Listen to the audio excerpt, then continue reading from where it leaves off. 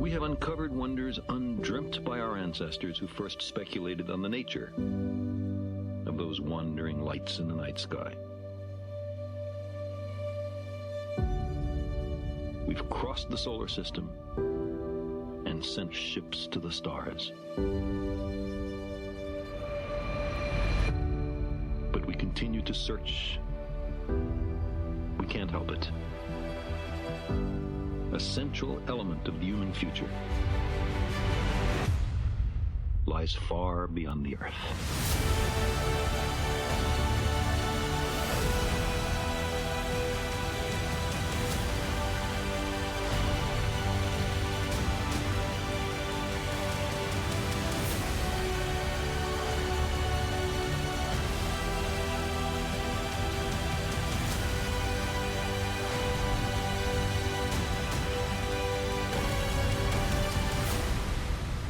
If we crave some cosmic purpose, then let us find ourselves a worthy goal.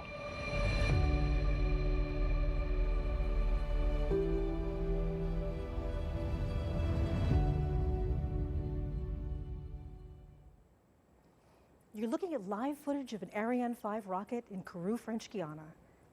At the very top of that extraordinary machine, one of the largest rockets in the world, we find the most ambitious space observatory ever built, the James Webb Space Telescope. And today is launch day.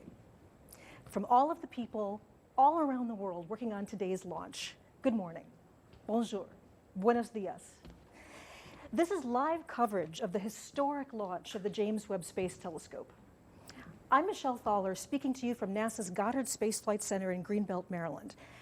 And I am very excited to be with you today. Today, the James Webb Space Telescope begins its journey to explore the edge of our observable universe, and its journey into history as well. This launch has been years in the making, and the world has turned out to watch. We'll have a lot to discuss both before and after launch, but let me set the scene for what's going on around us. While I'll be anchoring coverage from here at NASA Goddard, the big stuff happens today here, at the Centre Spatial Guyanais, the Guiana Space Center in French Guiana. This is the main launch site for the European Space Agency, a close partner in this once-in-a-generation mission, and the home of all Ariane launches. Katie Haswell is there at the launch facility and joins me now live via satellite. Okay, how are things in Kourou, Katie?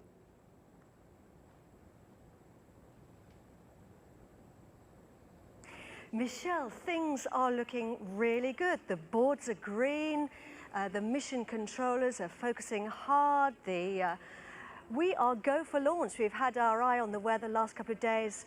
The weather's been a little bit inclement, so we're keeping an eye on that. But otherwise, everything's looking absolutely great. And I have to tell you, there is just such a buzz of excitement here in the Mission Control Center. It's a remarkable feeling. Right now we're topping up the tanks on the upper stage of the vehicle. So we've got two great big arms called cryogenic arms, and they clamp onto the upper stage and they pump in the cryogenic fuel, which has to be kept very, very cold. So it has to be topped up right until the last minute because it can evaporate. You'll see those arms kind of falling away just before launch in the last couple of seconds. So up here in the Sky booth in the Mission Control Center, we have NASA's Rob Navius and the European Space Agency's Luce Fabregat. They're standing by, hi guys, standing by to take on the commentary when we get to about 15 minutes to launch. But right now, Michelle, all the boards are green. We're go for launch. Back to you, Michelle. We'll be coming back to Katie for the final phases of the countdown in just a little bit. So I'm an astronomer, and this launch is a huge deal for me. I am personally really, really excited. But why is this such a big event for everyone?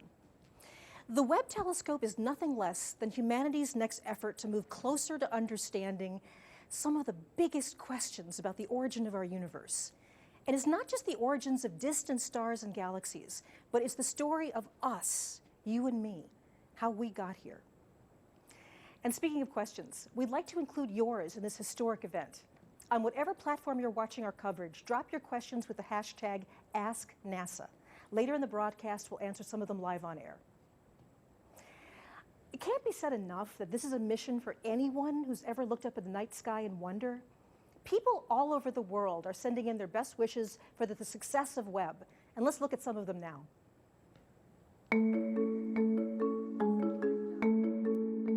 제임스 웹 우주만원경 행운을 빕니다. Boa sorte. Webকে অনেক অনেক শুভকামনা. Veel succes, Webb. بالتوفيق لويب.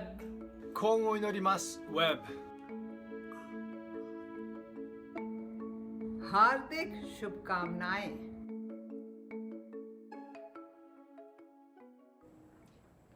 We're still on track for a launch at 7:20 a.m. Eastern U.S. time. 2 days ago, the rocket rolled out to its launch pad in Kourou. Of course, there's already been a lot of activity at the launch site. Primary fueling procedures were completed early this morning, preparing the giant Ariane 5 rocket for flight. Let's watch this scene for a moment.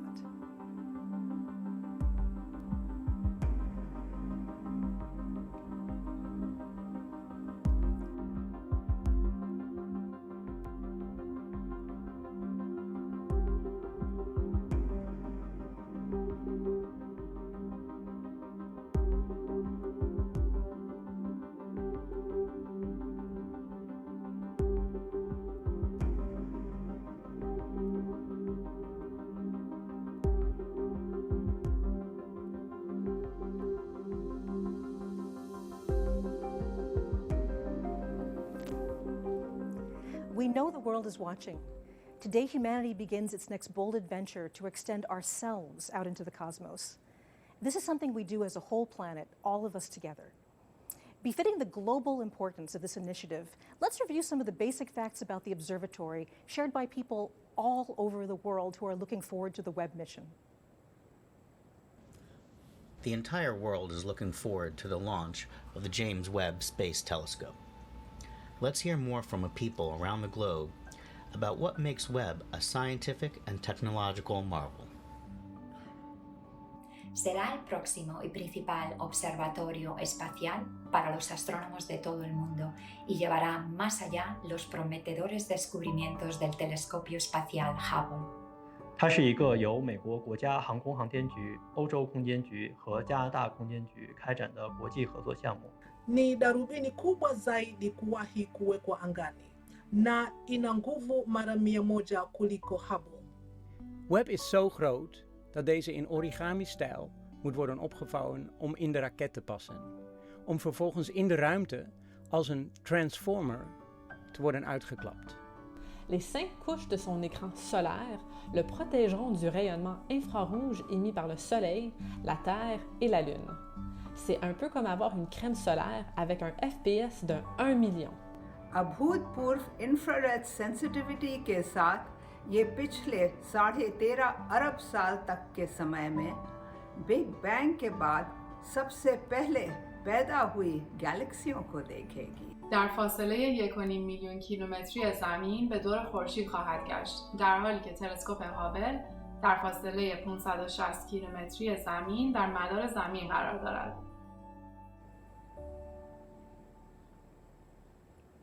Thousands of people all over the world have worked for years to get us to today's launch. The core partners, NASA, the European Space Agency, and the Canadian Space Agency are the principal players. But a vast core of engineers, scientists, private companies, and more have had a hand in building this one-of-a-kind scientific platform. Without a doubt, this is the most complex spacecraft ever built, with revolutionary technologies, daring mission goals, and a whole lot of personal passion and commitment. We'll hear from our partners later in the broadcast, but first, let's hear from someone representing the science community with a rare perspective about space exploration. Hello, I'm ESA astronaut Matthias Maurer, currently living and working on the International Space Station ISS. I'm very excited to follow the James Webb Space Telescope's launch with you all from space. Even with the naked eye, we astronauts see that the stars are incredibly sharp and brilliant once we are outside the Earth's atmosphere. James Webb Space Telescope will be the largest and the most powerful telescope in space yet. And it was built to study the big questions. Questions like, where do we come from? How did galaxies form, like our Milky Way? How are stars and planets born, like the Sun and the Earth? Might there even be life on other planets? The James Webb Space Telescope is a joint project between NASA, the European and the Canadian space agencies, and by tens of thousands of people with origins in many countries. And it will be used by scientists everywhere on Earth.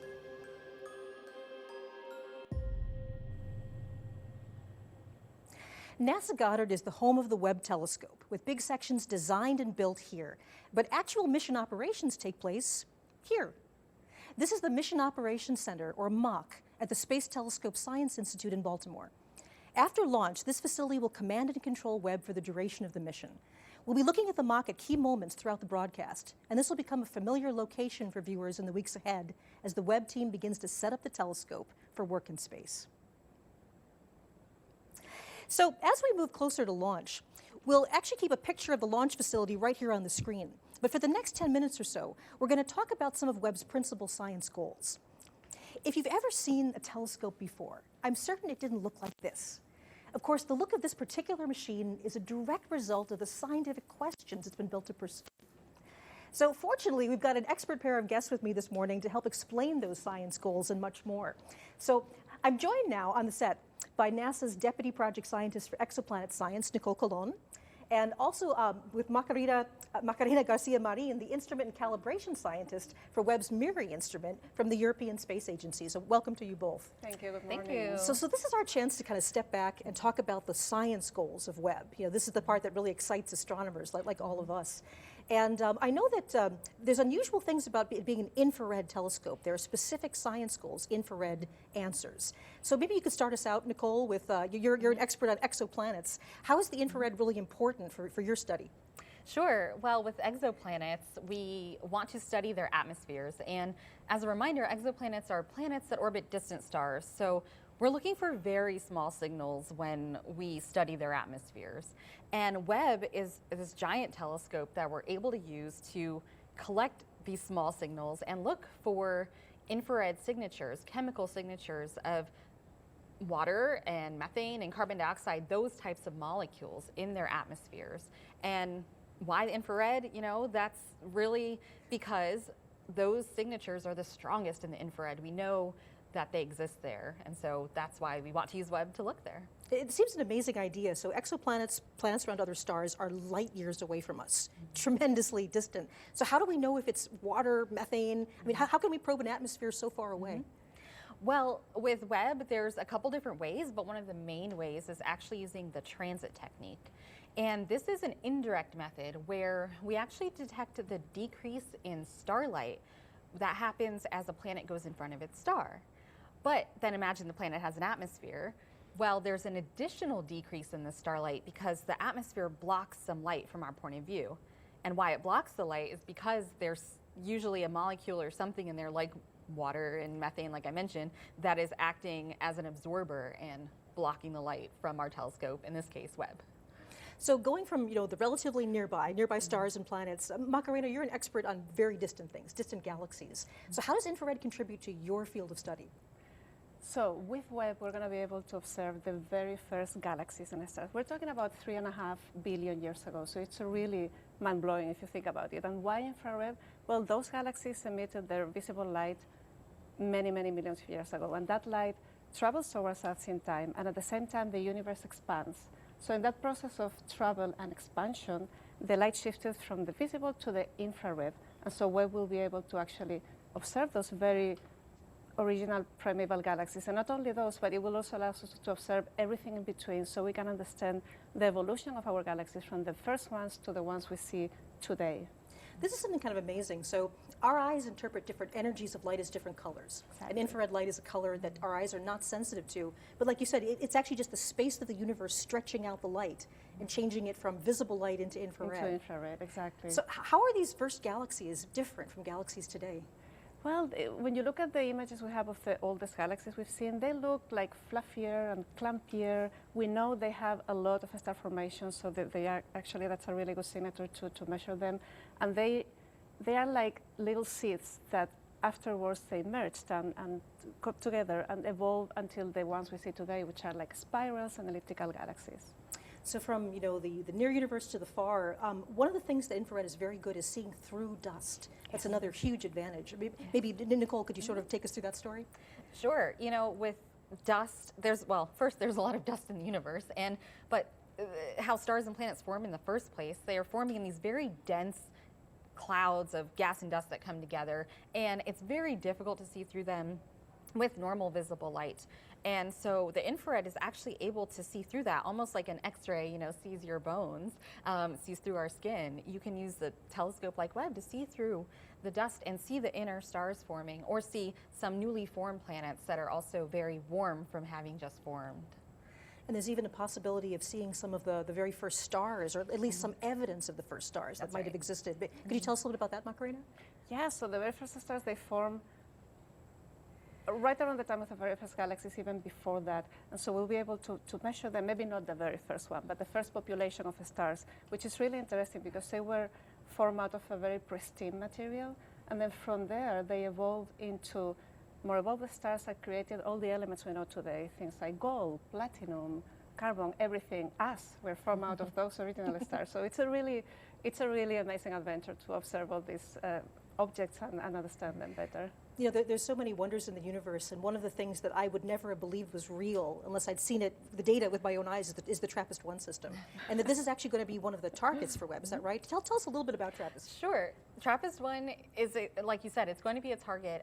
There's 7 planets in the system, and they're all small, around the size of Earth, actually. So it's also a very compact system. So it's not just that there's a lot of planets and that Webb's going to observe every single one of them, but it's the compact nature that's just really fascinating, because the entire orbit of the planetary systems, like all 7 planets, they fit inside our orbit of Mercury around the sun, and Mercury is our closest planet to the sun. So imagine 7 planets in there, and there's a lot going on, but it's very exciting because we'll get to learn and do comparative science and see, are all these planets, do they have the same chemical signatures in their atmosphere? Do they all have same amount of water, carbon dioxide, things like that? Well, thank you so much. We're going to be back to talk to you more, but thank you for joining me. Thank you. Thank you. Okay. So we'll be back in some more minutes to talk with them. And remember that we're taking your questions, so use the hashtag AskNASA. Webb looks like nothing that's come before because it's pursuing scientific goals like none that have come before.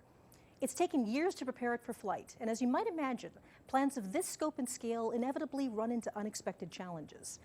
Along the way, just like any of us, it encountered things like snowstorms in the east, wildfires in California, hurricanes that deluged Houston, Texas, and of course, the global COVID-19 pandemic, which added its own profound challenges to the whole team. This story really warrants a recap, so check this out. The Webb Space Telescope presented many engineering challenges, but engineering hasn't been the only obstacle the team had to overcome.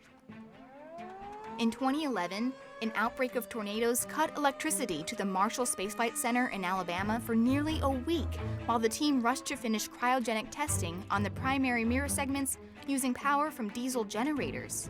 Engineers had to endure a large snowstorm, known locally as Snowmageddon, while testing the Integrated Science Instrument Module at the Goddard Space Flight Center.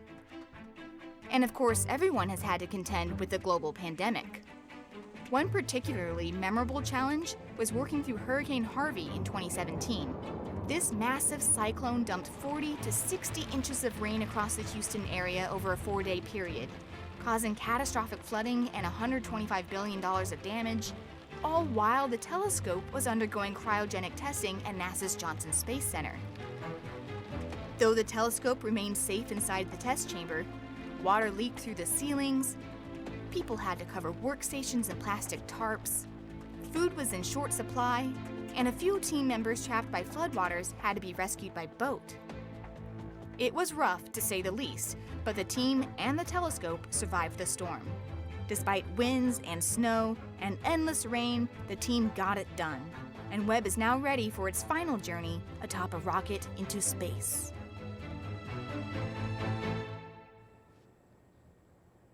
While the Webb telescope is a technological marvel, everything here began with questions. Questions about how the first stars and galaxies came to be. Questions about whether planets around other stars might have environments that can sustain life. And of course, the promise of discoveries we can't even predict yet. A few days ago, I had a chance to speak with someone who's probably the best person on Earth to help us understand what we know, what we don't know, and how Webb will help fill in those gaps. Dr. John Mather is a Nobel Prize winner who measured the Big Bang with an observatory built here at NASA Goddard. John is Webb's senior project scientist, and we're so pleased to have you here today, John. Good to be here with you, Michelle. So to start this incredible story of Webb, let's start with something that's deceptively simple, gravity. There's something special about gravity. Gravity is special. Gravity always pulls. It's the only force of nature that always pulls. So that's special. And what makes that special is that gravity, although it's very weak, is very long range. It can reach across the universe and slow down the expansion of the material that came from the Big Bang, turn it around, pull it back together, turn it into galaxies and stars and eventually planets and a place where we could live. So that's what makes gravity special among all the forces of nature.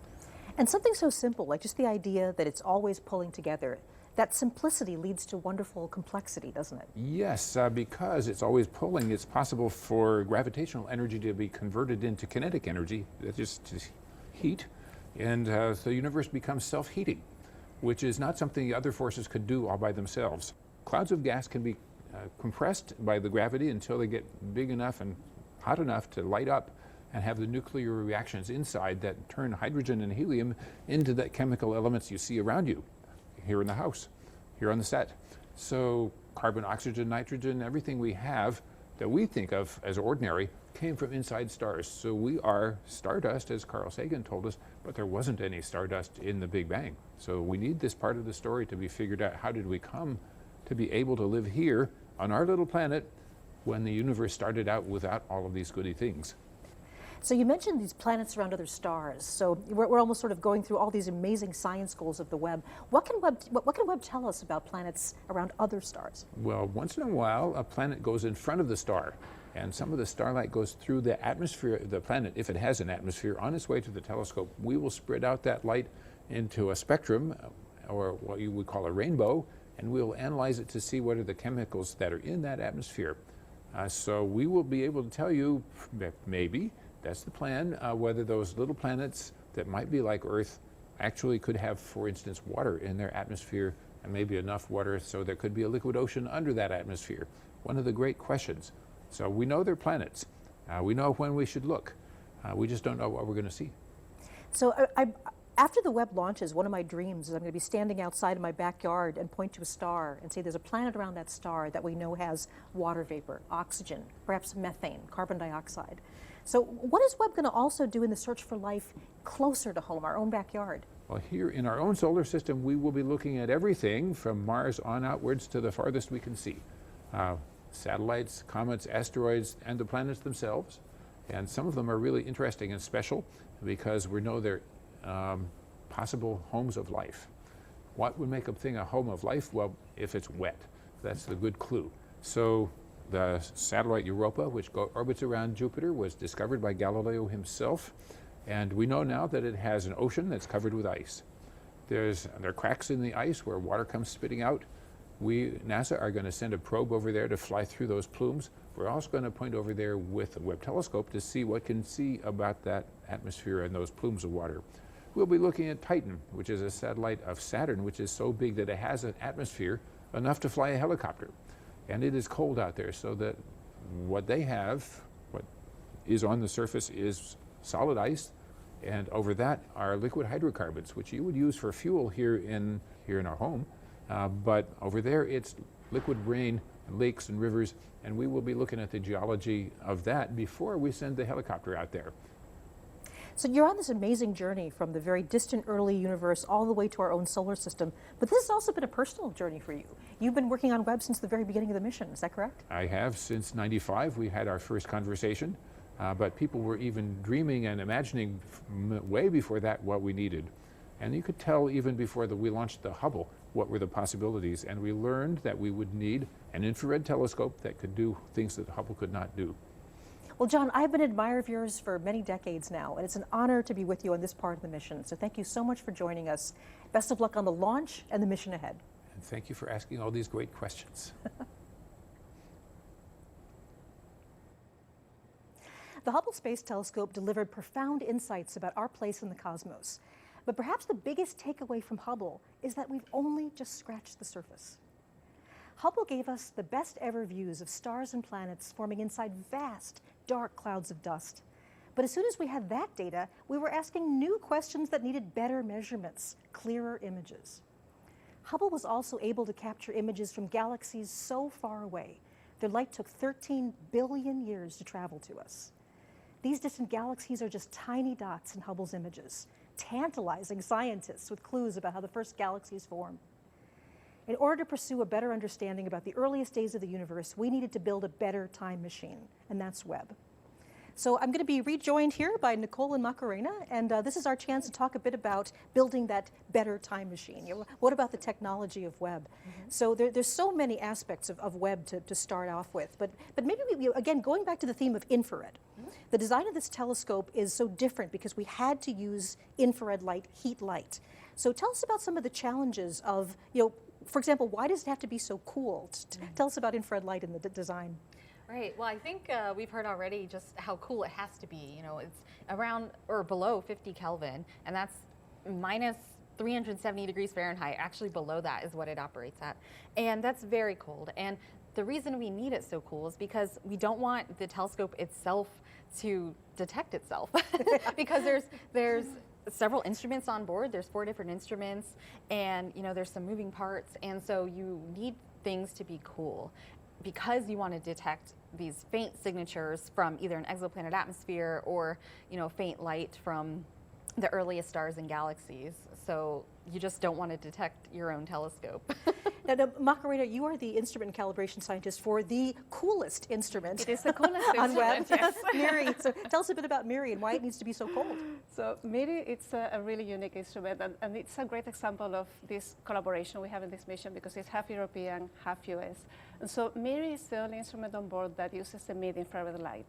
And the mid-infrared light is a bit redder, a bit cooler than the near-infrared light. And so because of that, MIRI needs to be colder in order to detect that very faint signal from high-massive galaxies or protoplanetary disks, etc. So because of that, it's the only instrument on board that has a cryocooler. So it is not only the passive cooling from the sun shield, it is active cooling. And it brings it down to about minus 450 Fahrenheit. So it's really extremely cold, a few degrees above the absolute zero. And we were talking about you don't want the telescope to be so hot that it's basically giving off its own signal, its own radiation, and that leads us to why it needs to be in space, right? So tell us a bit about why do we need to launch this thing into space to see these wavelengths? Well, again, it kind of goes back to atmospheres because Earth has an atmosphere and there's water in Earth's atmosphere as one example. I mean, there's a lot of other molecules, but basically in the infrared, at the wavelengths that we want to observe some of these stars and planets and galaxies, those wavelengths are actually where Earth's atmosphere is opaque. So with telescopes located on Earth, even at higher mountains where they try to get above the clouds or atmosphere sometimes, there's still residual atmosphere that we're trying to look through and peer through. So in order to see the full infrared wavelength range at a very high sensitivity as well, we need to go to space. Absolutely. So we've talked a bit about some of the power of techniques like spectroscopy. We've heard Dr. John Mather talk about it. So let's go a little bit more into the details of how spectroscopy works and why it's so powerful. Continue. Oh, sure, yeah, I can keep going. Well, with spectroscopy, we heard, so visible light, again, is it's a rainbow of colors that we don't see naturally. But if you use something like a prism, you can separate out that light and see all the colors from blue to red. But then the infrared is redder than the human eyes can see. But you can still do the same technique where you have spectroscopy tools or instruments like Webb has, all these spectroscopic tools, so that we can break up the infrared light and look at certain colors, if you will, so that we can see certain features that we are looking for, whether it's the right wavelength where a galaxy might be bright or where water is absorbing in an atmosphere. So Macarena, MIRI has many different capabilities. It does. And in fact, it has one that I believe is something different called coronography as well. Yes. Tell us a bit about all these ways that we're going to detect different signatures from planets. Tell us about MIRI. Coronography, it's an amazing technique, but essentially it simulates an eclipse. So when we have a very bright star with planets around, for instance, usually when you take an image, the stars outshines the light of the planet, so you don't see them. But with MIRI and with other instruments, NIRCam as well, you can actually block the light of the star, and dim it, and then you see the planets around. And it's really a technique that's going to be very much used and to do, like in this image, direct imaging of planets. Well, thank you so much. We'll be back to talk to you more with some social media questions. Thank you very much. Thank you. NASA and its partners began developing the Webb telescope years ago, growing from an initial inspiration to a design, then schematics, and finally, reality. What started as a big dream for studying the origins of the universe required best-in-class engineering expertise to transform into something real. Let's take a short look at the very long story about the earliest days of the James Webb Space Telescope. We've said before that the James Webb Space Telescope is an incredibly ambitious mission. Big ambitions come with big challenges, and that's certainly been the story of Webb. From the beginning, the design of this observatory has been a balance between the boldest questions scientists have dared to ask and the cutting-edge technology that our best engineers could offer. The design for Webb evolved from earlier ideas of what a telescope could be, another example of the delicate balance between desire versus capability. To get a better understanding not only of the mission's goals, but also the mechanical guts of the observatory itself, I recently got a chance to speak with a pair of engineers who know the anatomy of the Webb telescope better than just about anyone.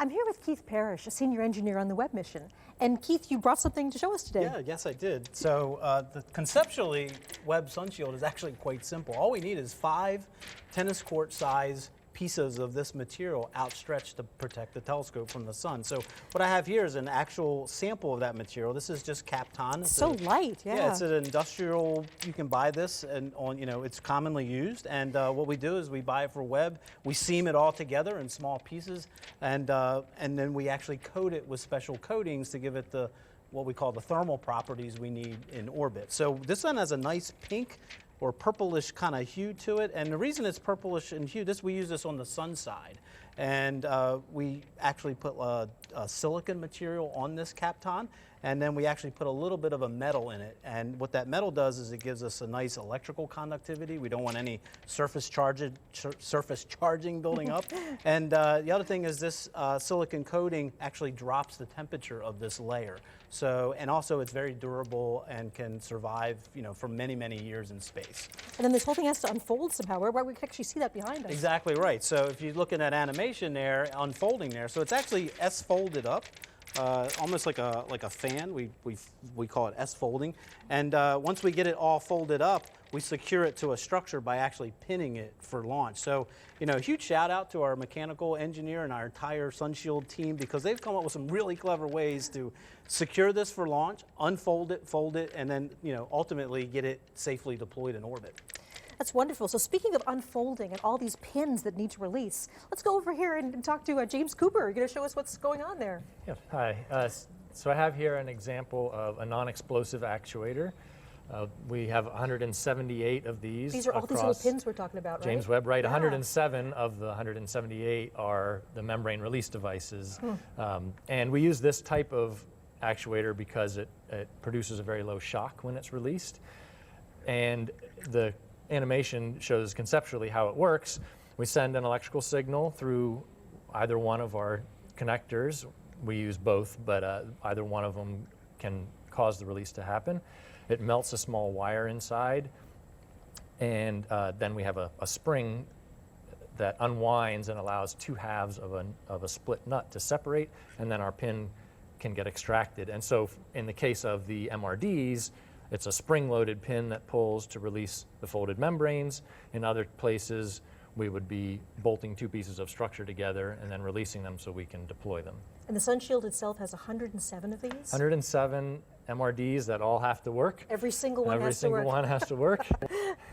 And 178 of this type of device in various configurations around the entire observatory. Right. Well, if we go over here, we've got something sort of lovely waiting for us, a big gold hexagon.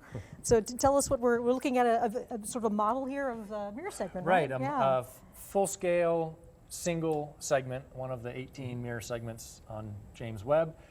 The real ones would be machined out of a single piece of beryllium to the exact curvature we need. And then once we're deployed on orbit, each segment can be individually focused to make it act as a single perfect mirror. Now that coating, tell us about this gold coating here. Yeah, so this is coated with a very thin layer of gold. It's only a few hundred atoms thick of gold, and that gold is really good because it gives us a reflective property in the infrared, and that's really what Webb is an infrared telescope, and we need that sun shield exists to cool this entire telescope. So this mirror actually runs about minus 400 degrees Fahrenheit on orbit. If it were warmer than that, the infrared energy coming off of this, that heat energy would swamp our detector system and our instruments. So that entire sun shield exists to cool all 18 of these down. And again, this gold coating is what helps with all that reflectivity to make it perform even better. Well, that's wonderful. So now you put it all together, and we have a smaller mock-up here, the sun shield, the mirror. Tell us what we're looking at here. Much smaller. So yeah, this is our entire observatory fully deployed on orbit. And you can see the sun shield here is a large feature. You can see all 5 layers that I talked about earlier. And it's the separation of those 5 layers which lets heat energy escape out to space before it eventually gets to this cold layer. Again, that entire telescope is running minus 400 degrees Fahrenheit, and the way we get it that cold is this side is shaded. The telescope is looking to the deep universe, which is near absolute zero. And then again, this layer here, we've got about a 500 degree temperature drop, so this telescope is also looking at this layer here, which is nice and cold. So that's what lets us harness thermal physics to cool this down to those really, really cold temperatures. Again, you can see our booms, which are fully deployed and stretching this out, and then ultimately all folds up and gets stowed into this structure for launch. Right, so the membrane release devices would be along the back side of these structures on the forward and the aft side. And we release them in rows so that we can sequentially start to unfold the membrane once those pins are pulled out of the way. Well, that's wonderful. Thank you so much for joining us, and best of luck on the launch. I'm very excited. Yeah, thank you.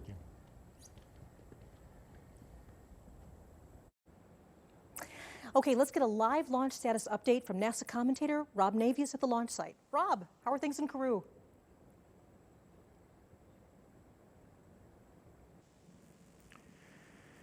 Well, thank you, Michelle, and Merry Christmas from the Jupiter Control Center here in Kourou, French Guiana. You are looking live at an Ariane 5 rocket on its launch pad, ready to send the James Webb Space Telescope on the initial phase of its journey. The fueling of the Ariane 5's first and upper stages began before sunrise, and in the last few minutes, mission controllers here in Kourou and at the telescope's control center at the Space Telescope Science Institute in Baltimore conducted polls, with all positions reporting they are go to proceed into the final phase of the countdown. Launch controllers have been monitoring weather conditions throughout the night, keeping tabs on clouds and wind speeds, both at ground level and in the flight path of the Ariane 5, ensuring that all of the precise commit criteria are acceptable for launch. Right now, we have a green board, no issues as the countdown proceeds, no issues again being tracked by the flight control team here in Kourou. By the way, our broadcast today is a collaborative effort between NASA and the European Space Agency. So that's it from now. From the Ariane 5 Mission Control here in Kourou, we'll be back with you soon. For now, let's go back to the Goddard Space Flight Center and Michelle Fowler. Thank you very much, Rob. So Webb asks big science questions. It demonstrates astounding technology. It inspires and excites people to dream and wonder. And the spark of inspiration is the ignition of creativity. Kids all over the world have a natural affinity for Webb's big pursuits. And now we have a collection of young artists ready to showcase their work. Hi everyone, I'm Kelly Girardi, and this is Delta V, and we're kicking off the Unfold the Universe Challenge with NASA and the James Webb Space Telescope. NASA is hosting an Unfold the Universe Art Challenge. Use your imagination to share what you believe the Webb telescope will find.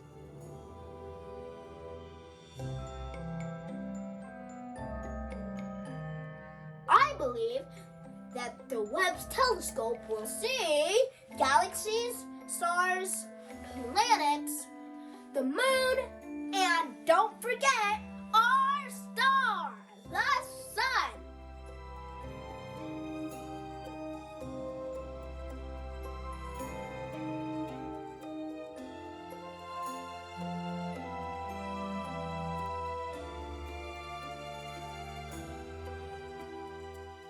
Up in the sky, really high. It's space. Ooh, space. Thanks, Greta. Good job. This is my picture of space.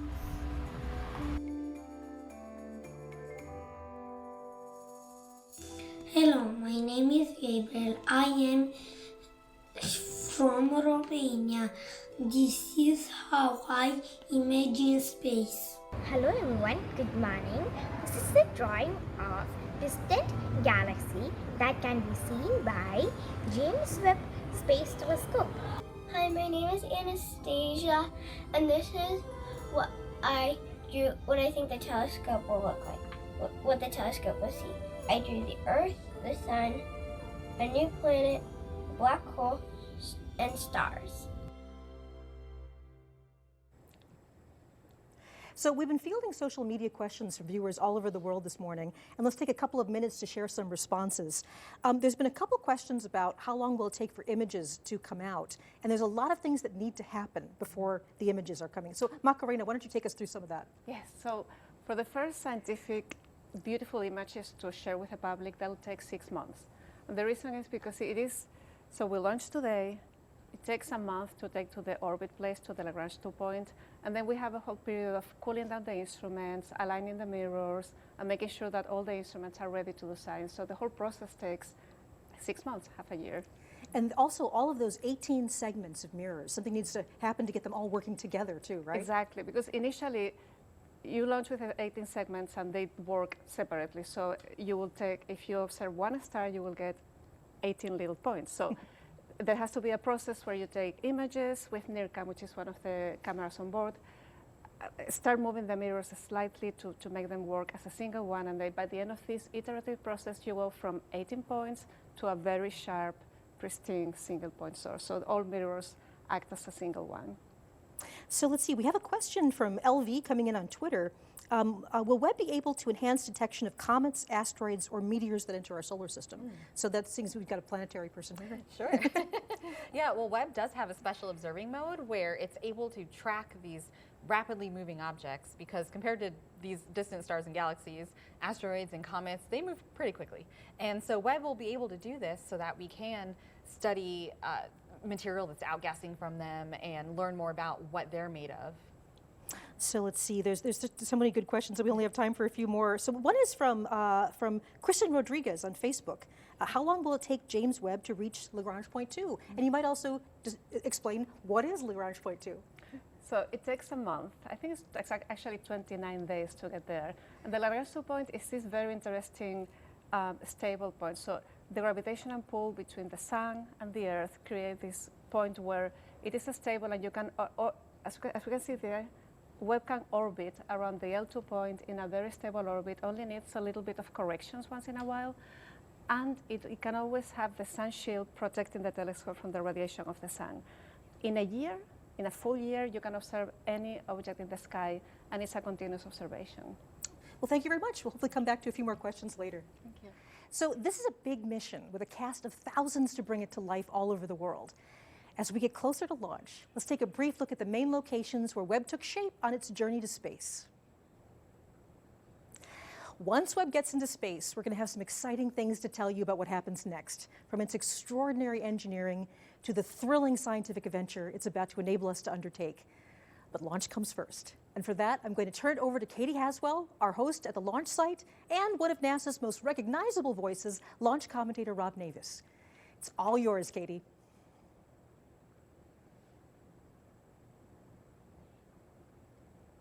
Thanks very much indeed, Michelle. Well, it's all looking very good here at the spaceport for a Christmas Day launch. Operations running smoothly, the countdown ticking over nicely. All the systems are green and we are go for launch. You can see there we're looking at launch pad number 3, the James Webb Space Telescope, inside the very top of the rocket in first class with its seatbelt on, waiting patiently for liftoff. That's scheduled in about 32 minutes' time. I'm in the Mission Control Center here at the spaceport, the nerve center of operations. We're about 10 kilometers from that pad, and behind me you can see It's a laser focus here in the control center with the mission control centers all on console there as we get closer to launch. We call this the fishbowl behind this protected glass.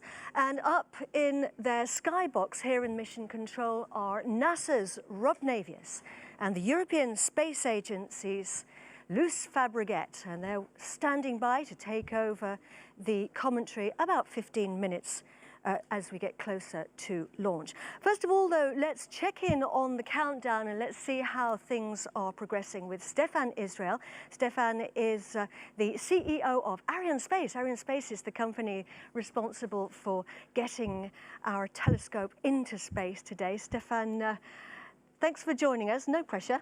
Good morning, Katie. How are things looking? So we are now 31 minutes before liftoff. So far, so good. Ariane 5 is ready. Webb is ready, the range is ready, and the weather is green. Well, that's good to hear. So what can we expect to see? What's going to happen? Yes, so in the 30 coming minutes, we will make the final operations. 10 minutes before liftoff, we will have the final authorization of the weather. And 7 minutes before liftoff, we will enter in the famous synchronized sequence. And, I mean, how's everyone feeling? I'm guessing everyone's... We launched for humanity this morning from the Guiana Space Center. You know what Webb is about. After Webb, we will never see the skies in quite the same way. It's an important project, isn't it, for everybody? It's a very special mission, but we have delivered already 111 times with Ariane. This is the 112th Ariane 5, so we will deliver this morning. And everybody there in the control center, cool, calm, and collected. Stefan, thank you very much for having taken time to step out of the fishbowl for us. So you can head back now into the fishbowl and take up your position. Stefan Israel, thank you very much indeed. Stefan, of course, heads up what we call the flight desk, which is the authority that takes all the final decisions in the event of unplanned situations. Now, we are in French Guiana. We're on the northeastern coast of South America. We're in Amazonia. It's hot. It can get a little bit sweaty sometimes, and there are lots and lots of mosquitoes. But somebody who knows it very, very well is Raphael Chevrier. Raphael is a rocket scientist, or a rocket expert at least, from Ariane Space. Thanks for joining us, Raphael. Tell us a little bit more about French Guiana. Well, French Guiana is a French territory that borders Brazil. It's located in the Amazon rainforest. 97% of the land is covered in trees, so that's why it's so green and beautiful. And you can totally imagine that the wildlife there is absolutely incredible. This is actually one of the best preserved habitats in the world. And of course, it is in the jungle, and yet it is actually the European spaceport. So what makes this location in South America so important and so relevant? Well, there are several reasons for this. First, we are on the coast. It means that we can launch over the sea from north to east without having to fly over inhabited area. So this is very convenient to reach any kind of orbit. There is no hurricane here, big tropical storm, there is no earthquake, but more importantly, we are very close to the equator, so that we can benefit from what we call the slingshot effect given by the rotation of the Earth. So let me take this globe. Basically, here on the equator, we are all traveling at roughly 1,000 miles per hour. That's very convenient. Of course, we don't feel it. If we were on the poles, that speed would be very, very close to zero. It means that when Webb is right now on the launch pad, inside the fairing of the Ariane 5, it's already traveling in the right direction, and we can use this extra boost to get us into space. That's also very convenient for Webb, because doing so, it can save its fuel and increase its operational life in orbit at 1.5 million kilometers from here. And that really is important, 1 million miles, isn't it? And so there's a real proper slingshot effect. Yeah. And the facilities here are ultra high-tech, and that's exactly what Webb needs, isn't it? Yeah, that's very convenient for Webb. It's also located in a nature reserve. So this is the perfect meeting between nature and technology, and people come from all over the world to work here. But one thing that's been very important for Webb is cleanliness, because you know that one speck of dust could alter the vision of the observatory in space. That's why we have been extremely careful in keeping a pristine environment in all our facilities, from Webb's arrival in French Guiana to sealing it inside the rocket. So let's talk a little bit now about the Webb Space Telescope. I really don't think you need me to tell you that it is the product of a feat of human ingenuity. And you don't get to make a telescope as complex as the James Webb Telescope and as remarkable without tremendous amount of collaboration. And the James Webb Space Telescope is indeed the product of a partnership between 3 space agencies who came together to create it, NASA, the European Space Agency, and also the Canadian Space Agency. So here to talk about that now is Greg Robinson from NASA. Greg, thank you very much for coming to the floor, out of the fishbowl as well for us. And we're talking serious teamwork here, aren't we? Yes, Katie. We've benefited from an amazing partnership with the Canadian Space Agency and the European Space Agency. Over the life of the development, we've had more than 10,000 people actually touch Webb, 29 states in the U.S. and 14 countries across the globe, and not to mention the amazing industrial base across the globe that have benefited here. In order to do bold missions like this, it takes lots of resources and lots of expertise, so we maximize everyone's expertise. And how did this bold mission get onto an Ariane 5 European launcher? So as part of the partnership, the Canadian Space Agency contributed science instruments, and they're incredibly important for this mission. And so did ESA, science instruments, and the amazing Ariane 5 that we will see take us on this journey and put us in the right direction to get to Lagrange Point 2, and we're looking forward to that. It's a tremendous atmosphere here, isn't it, in the Mission Control Center? There's a real buzz here today. I wonder how you must be feeling, Greg. I mean, it's got to be a very, very emotional time knowing that your telescope is sitting there on top of the rocket, getting closer to launch. It's certainly amazing. Often talk about the butterflies, and people keep asking me, have they started? Have they started? And yes, they're starting. And when we get to about 20 minutes out, they will start flying a lot. So well, the excitement is just amazing. The excitement is building, and of course everyone very cool, calm and collected. Thank you, Greg Robinson. You can take your position back in the fishbowl now because I know you've got a lot of work to do in there. Greg Robinson, thank you very much indeed for joining us. So the Ariane 5 launch vehicle is the heaviest lifter in the Ariane 5 Ariane family of launchers. And Raphael, she has got an incredible track record, hasn't she, of success? Yeah, this is a very reliable and successful rocket. Webb is going to be the 112th Ariane 5 to be launched. And the very first Ariane, the Ariane 1, took off exactly 42 years ago. Yesterday, this was on Christmas Eve, 1979. Good symbol. Yeah, and hopefully we're going to get a good Christmas present today as well. And I mean, the rocket is also, you don't get to build a rocket like this without collaboration either, do you? Of course, just like Webb, actually. In fact, 12 different countries have been participating in the development of the Ariane 5, with Ariane Group now being the industrial prime. And we have a scale model right next to you, Raphael. Why don't you talk us through it? The rocket is made of sections, and we often call those stages, which is what you might hear during the commentary. Exactly. So first you have the 2 boosters, solid boosters, that are located on each side of the rocket. They will provide the main thrust in order to literally push the rocket against the gravity of the Earth. Then you have these big tanks that form the main cryogenic stage with the main engine Vulcan at the bottom.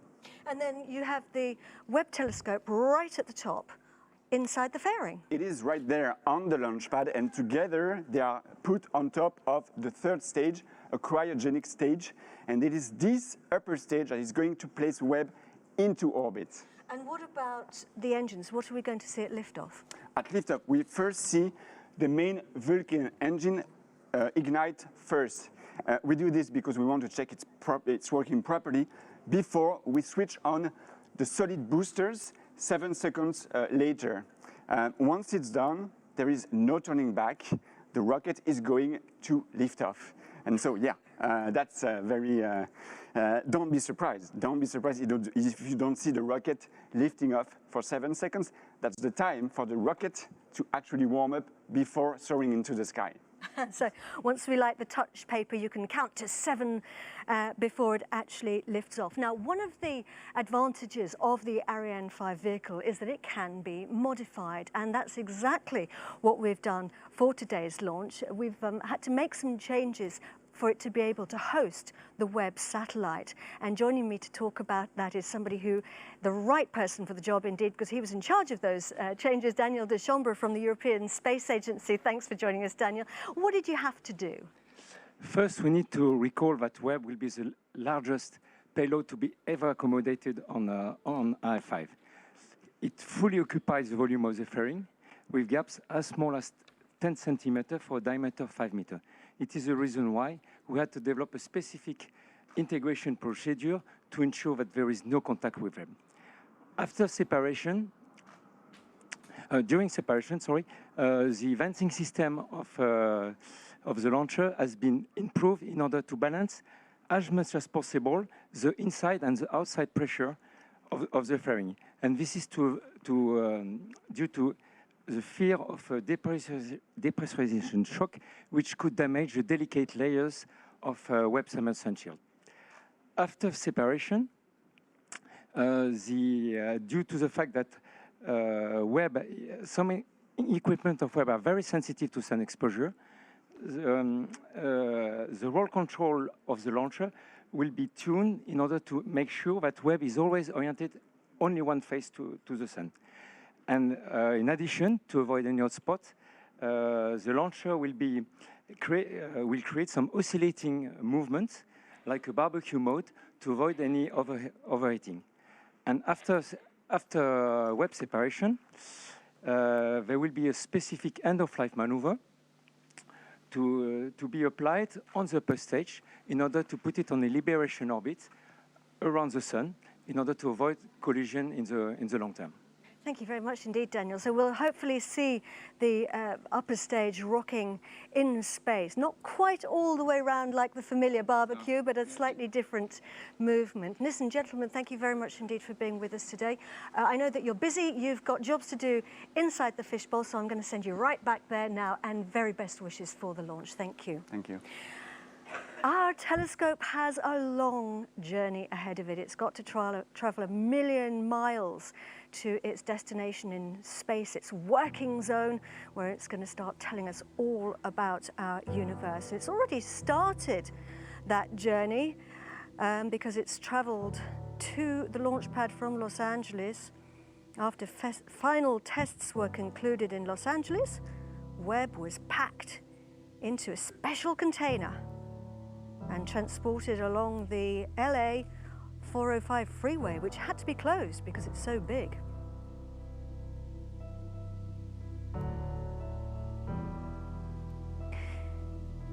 It traveled on a special ship.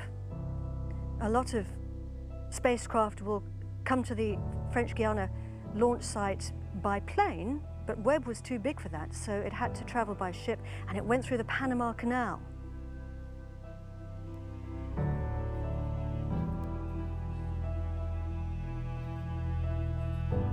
Up through the locks.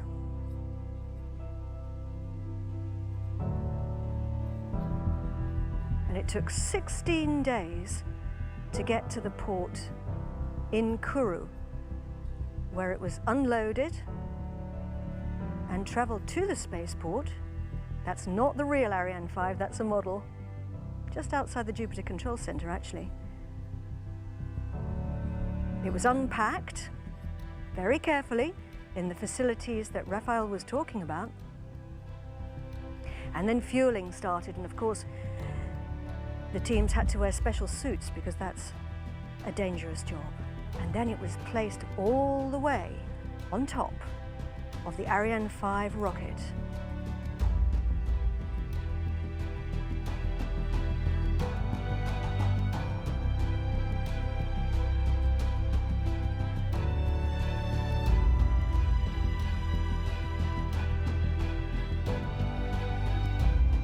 It was encapsulated inside the fairing and sealed, and then it was rolled out to the launch pad 2 days ago. from the vehicle assembly building to the pad along very special rails.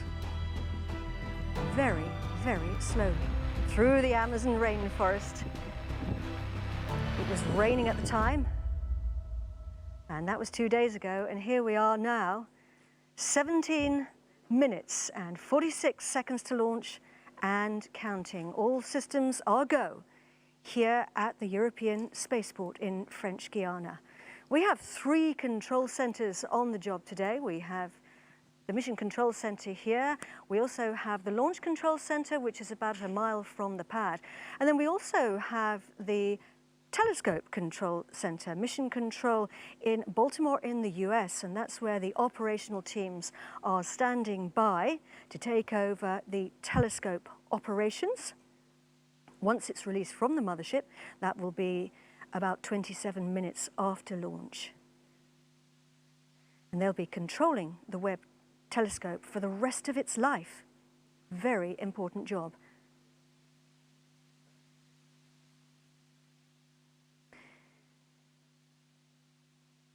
The James Webb Space Telescope is a truly remarkable observatory. People have been working on it for over 2 decades. Some people have been working on it for their whole professional lives. Thomas Zurbuchen is the head of science at NASA, and he's joining me now just to talk about it. Thomas, or Dr. Z, as we can also call you. The day has come. All these decades, all this time, all these people working on the telescope, and here we are, 16 minutes and counting to launch. It's a big day, huh? Oh, I'm so amazed, right? We have this telescope on top of this rocket, a telescope that 10,000 plus people have worked on in many ways, and together with that telescope, all the hopes and dreams of those individuals, and also tens of thousands of scientists, some of them not even born, that will benefit from these data, are there with them waiting for these last minutes of countdown for its journey to space. I'm guessing people are feeling a combination of emotional excitement. What's going through people's minds, do you think? Oh, I think there's a tremendous sense of accomplishment. Whenever you're on top of a rocket, many things went really, really well. There's tremendous pride. There's always a little bit of anxiety. We know launching is hard.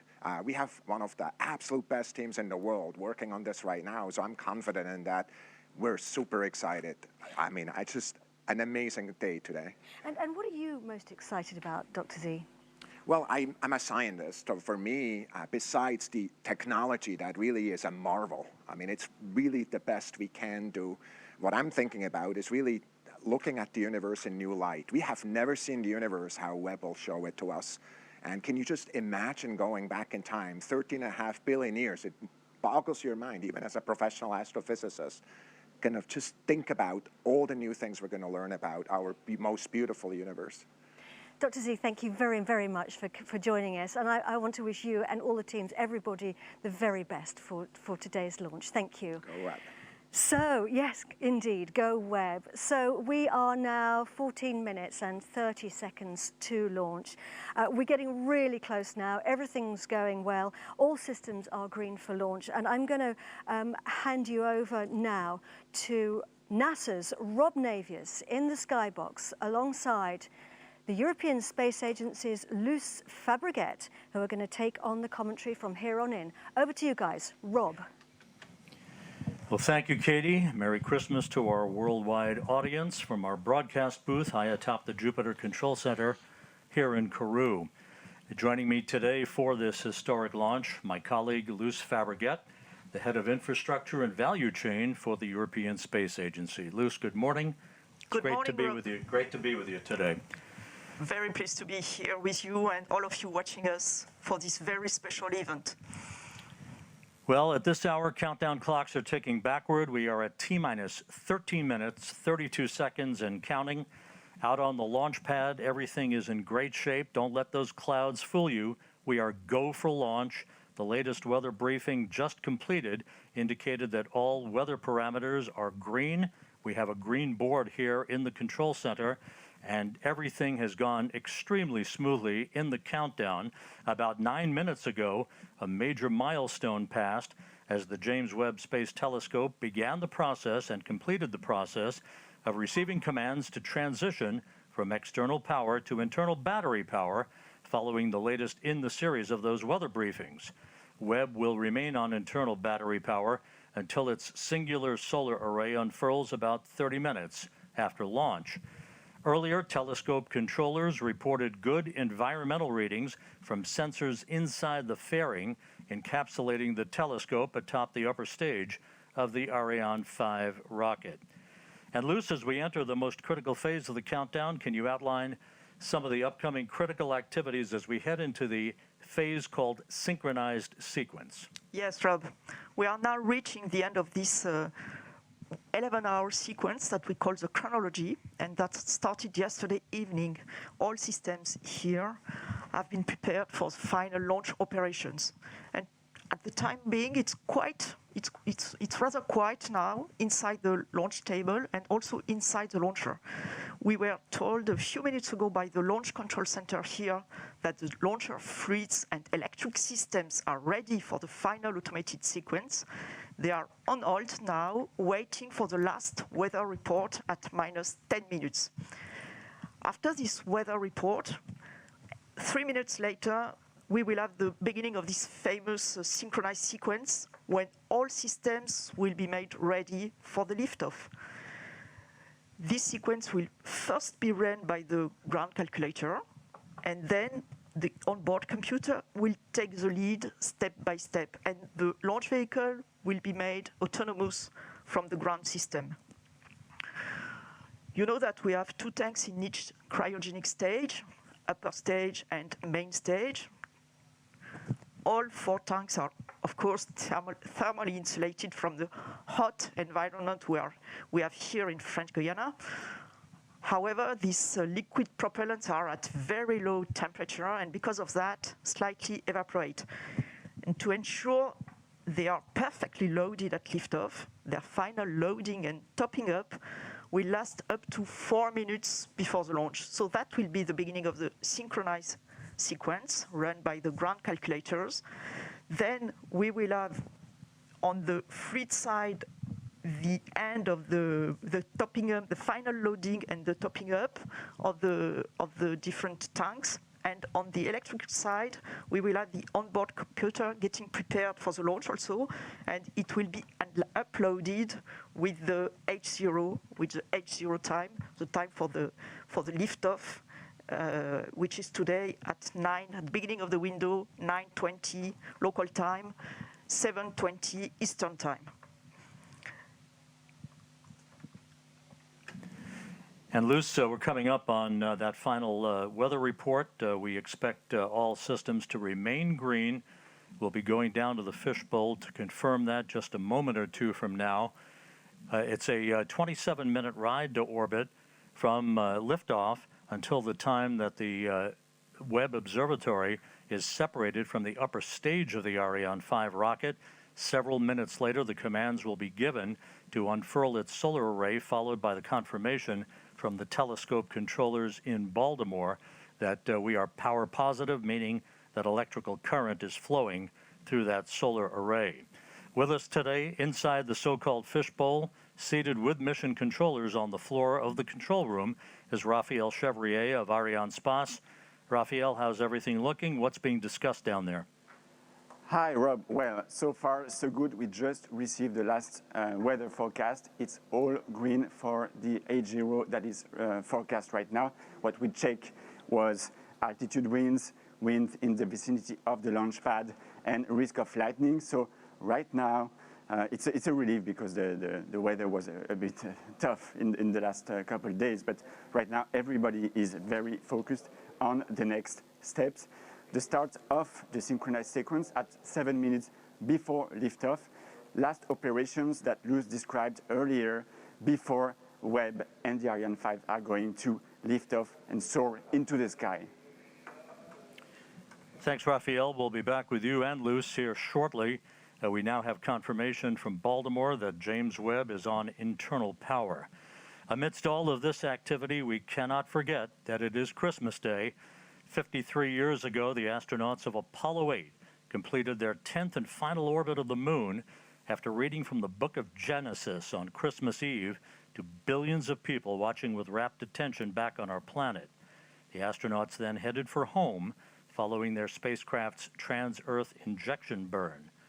Today, more than a half-century later, we're just minutes away from another Genesis, the genesis of new era of discovery. The launch of the James Webb Space Telescope is at hand. We're just 38 seconds away from entering the critical synchronized sequence. You're going to be hearing all the critical calls from the DDO, the Range Operations Manager, who is Jean-Luc Voyer, here in the in the Mission Control Center. There he is. He will be calling the start of synchronized sequence, all of the critical countdown milestones, and we will be listening very intently for his calls. Let's stand by. À tous de DDO, attention pour la séquence finale lanceur.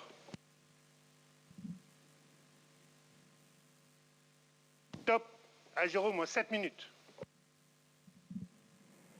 And with that, we've entered the period of synchronized sequence. You heard Luce Fabregat just a moment or two ago explain some of the critical activities, the first one coming up just a few seconds from now, which will be the topping off of the main stage tanks. The first or core stage was loaded earlier this morning with 175 tons of propellant, 150 tons of liquid oxygen, and 25 tons of liquid hydrogen. The upper stage loaded with 15 tons of propellant that will be the workhorse for a 16-minute burn to lift James Webb to its final orbit. At separation, some 27 minutes and 7 seconds after launch, James Webb will be at an altitude of about 864 statute miles. To put that into perspective, some 520 miles higher than the Hubble Space Telescope and more than 600 miles higher than the International Space Station. Webb at that point will be traveling about 21,000 miles an hour as it heads out to a highly elliptical, halo-like racetrack orbit some 1 million miles from Earth to begin its scientific observations. In a little more than 1 minute from now, we will see the 4 tanks pressurized at their flight level for the last test before the ignition of the Vulcan engine. And in parallel, the electric system are also set in flight configurations on board computer. The electrical power, as for the telescope, it will switch from ground to internal power 1 minute before the launch, 1 minute and 5 seconds before the launch. And we are going to see -6 seconds. At -6 seconds, we will see the disconnection of the upper stage, these big cryotechnic arms you can see on this picture. Then, 3 seconds before the H0, the inertial platform that will give all the information about where it is to the launcher will be released. And at H0, the 7-second sequence to ignite the Vulcan engine of the main stage will start. That will take 7 seconds, a little less than 7 seconds, where the engine will start up to its flight regime. Once the computer has checked that the Vulcan engine is running normally, and you will see at that point a flame going stable at the outlet of the nozzle, and at that point, the onboard computer will ignite the 2 boosters that will enable to move the 770 tons of Ariane and Webb. Coming up on the T-minus 4 minute mark right now, just a couple of milestones real quick.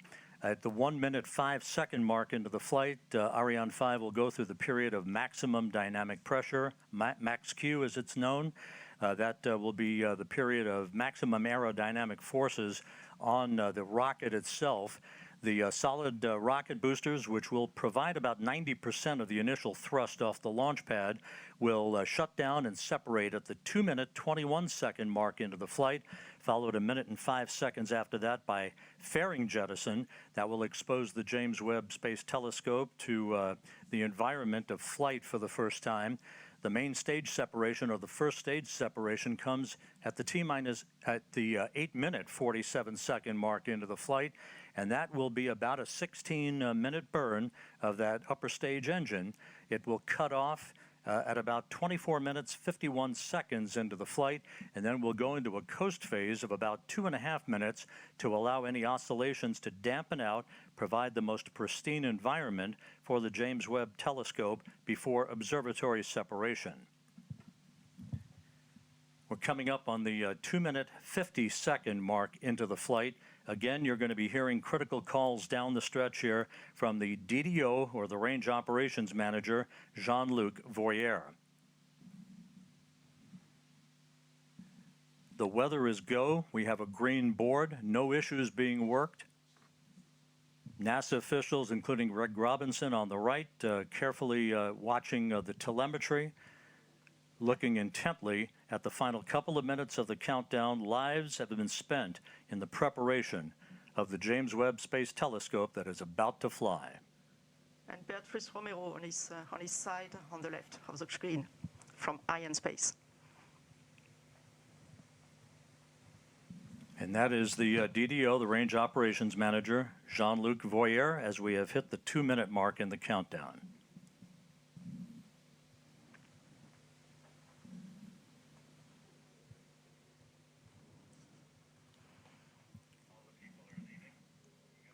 The flight will be in 2 phases. You will see the first part of the flight during the solid rocket boosters phase.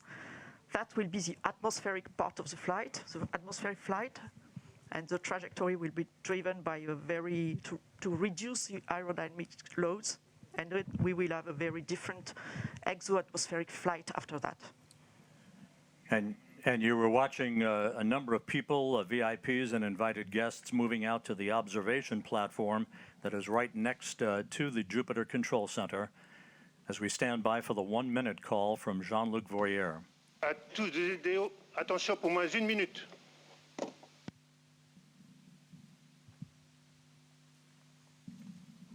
Top, à 0 moins 1 minute. Thumbs up from Jean-Luc Voyer. All systems are go. We're inside a minute now, T-minus 50 seconds and counting. As you heard earlier, the Vulcan 2 engine will ignite. Turbo pumps will come up to flight speed for 7 seconds, and the command will be issued to ignite the solid rocket boosters. The James Webb Space Telescope will be on its way.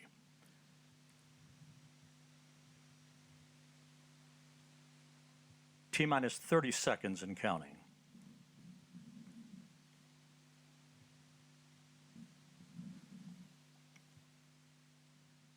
Standing by for terminal count. À tous les DDO, attention pour les décomptes finales. 10, 9, 8, 7, 6, 5, 4, 3, 2, unité, top. And we have engine start. And liftoff. Décollage. Décollage, liftoff from a tropical rainforest to the edge of time itself. James Webb begins a voyage back to the birth of the universe. Punching a hole through the clouds, 20 seconds into the flight. Good pitch program reported.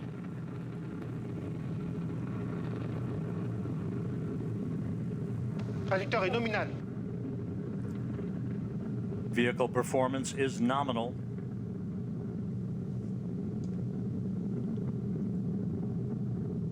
The Ariane 5 rocket continues to fly uphill in nominal fashion. The rumble of the powerful Ariane 5 now being felt here in the control center. 3D animation. We can hear the noise and feel the vibrations here. You're right, Rob. Yeah, impressive. 13 kilometers in altitude, 7 kilometers downrange, traveling about 0.6 kilometers per second. Tous les paramètres à bord sont normaux. The trajectory reported to be nominal by Jean-Luc Voyer, the Range Operations Manager. You can see at the bottom of your screen, the yellow line is the trajectory plot perfectly overlaid over the green line, which was the pre-launch trajectory. 1 minute, 41 seconds into the flight, about 40 seconds away from shutdown of the solid rocket boosters.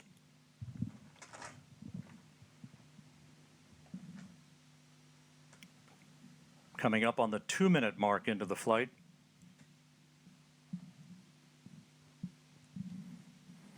When it detects the threshold on acceleration, not the deceleration, but less acceleration for Tous les paramètres à bord sont normaux. Everything is okay, everything is normal. 2 minutes, 15 seconds into the flight. When the computer detects this threshold, it will separate. Séparation des EAP. Done. We have confirmation of solid rocket booster separation from Jean-Luc Voyer. This coming at an altitude of 44 miles. The Ariane 5 and James Webb traveling almost 5,000 miles an hour. We have about 1 minute, 5 seconds to go before fairing jettison. That'll be the next critical milestone. The fairing is there to avoid the satellite being exposed to high temperatures and also high airflows. And as soon as the launcher leaves the atmosphere, as is now the case, the satellite does not need anymore to be protected, and Webb does not need anymore to be protected. So each kilogram being very important for the performance of the launch, we are going to eject this no more useful fairing. And let's go down to the floor in the Jupiter Control Center to Raphael Chevrier of Ariane Space. Raphael, so far so good. Hi, Rob. So far, so good. Everything is nominal, as we say, when attitude and trajectory of the Ariane 5 is going perfectly well. As you can see also on the yellow line on the screen, we had the confirmation of the separation of the two solid boosters and now of the fairing, meaning that we have crossed the limits of the atmosphere. So everything is going super good. And the DDO just said that all parameters are going perfectly smoothly. So let's continue the mission. And Raphael, this is a view from the upper stage camera called the Vicky Cam, looking back at the James Webb Space Telescope. This is on about a 20-second delay or so because of the way the imagery is processed here in the control room. There's your telescope ready to unfurl its wings basically and begin its journey to the Lagrange point, the L2 point, about 1 million miles away from Earth. La trajectoire est nominale. Trajectory is nominal. The report from Jean-Luc Voyer.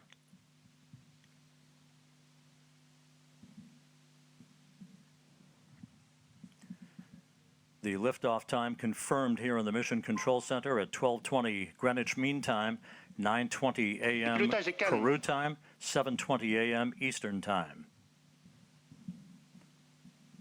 The Ariane 5 and James Webb, 181 kilometers in altitude, 450 kilometers downrange from the launch site here in Kourou.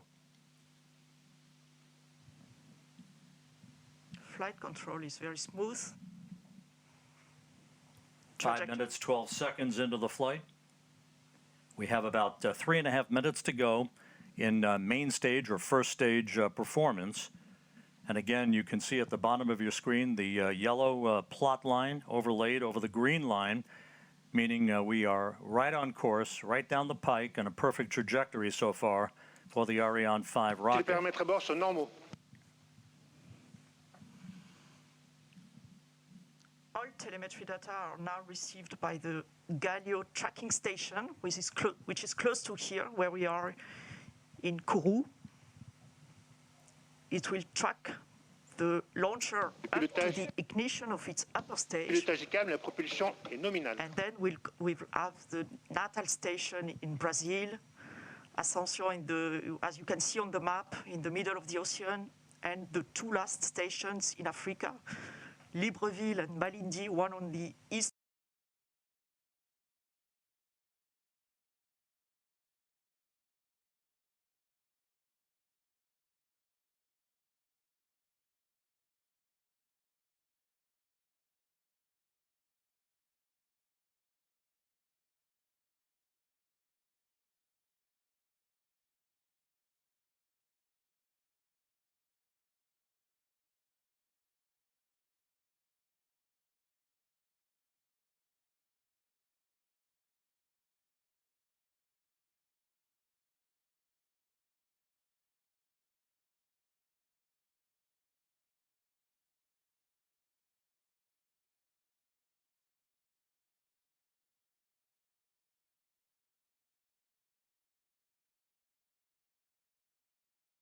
will be processed through the Deep Space Network in Goldstone, California.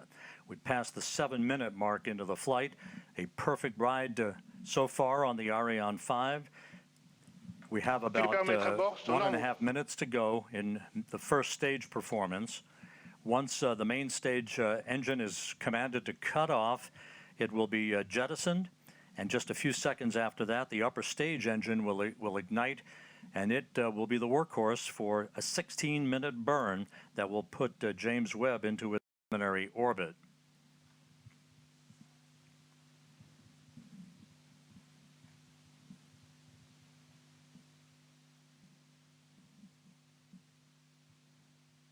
About 11 minutes from now, telescope controllers at the Space Telescope Science Institute will be sending commands to prepare James Webb for the initial series of commissioning activities that will lead to the deployment of its solar array and the initiation of generation of electrical power for the telescope. About 30 seconds away from main engine cutoff.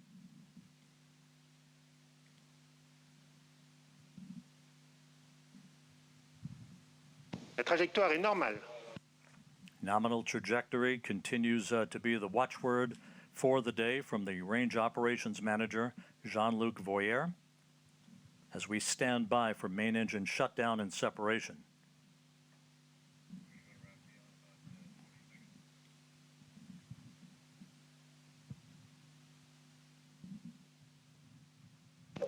Extinction de l'EPC. Opération EPC. And we have main stage shutdown and separation confirmed here in the Mission Control Center, and the ignition of that upper stage. And Raphael Chevrier down in the fishbowl. So far, so good. Yes, Rob, we have the confirmation of the separation of the main stage and the ignition of the upper stage. The trajectory is perfectly nominal. This is a very important moment for us because it's always a challenge to switch on a cryogenic engine in space condition, and we are now at 220 kilometers of altitude. Speed is a bit more than 7 kilometers per second. As we enter now the second stage of the second phase of the flight, the upper stage is going to power for about 16 minutes to place Webb on its transfer orbit, and right now everything is again nominal, as the DDO just said. And a short time from now, the so-called sawtooth maneuver will get underway. Again, like rocking a baby in a cradle, this will be a maneuver to keep Webb's optics protected from overheating, Luce. Exactly, Rob, like a baby in a cradle.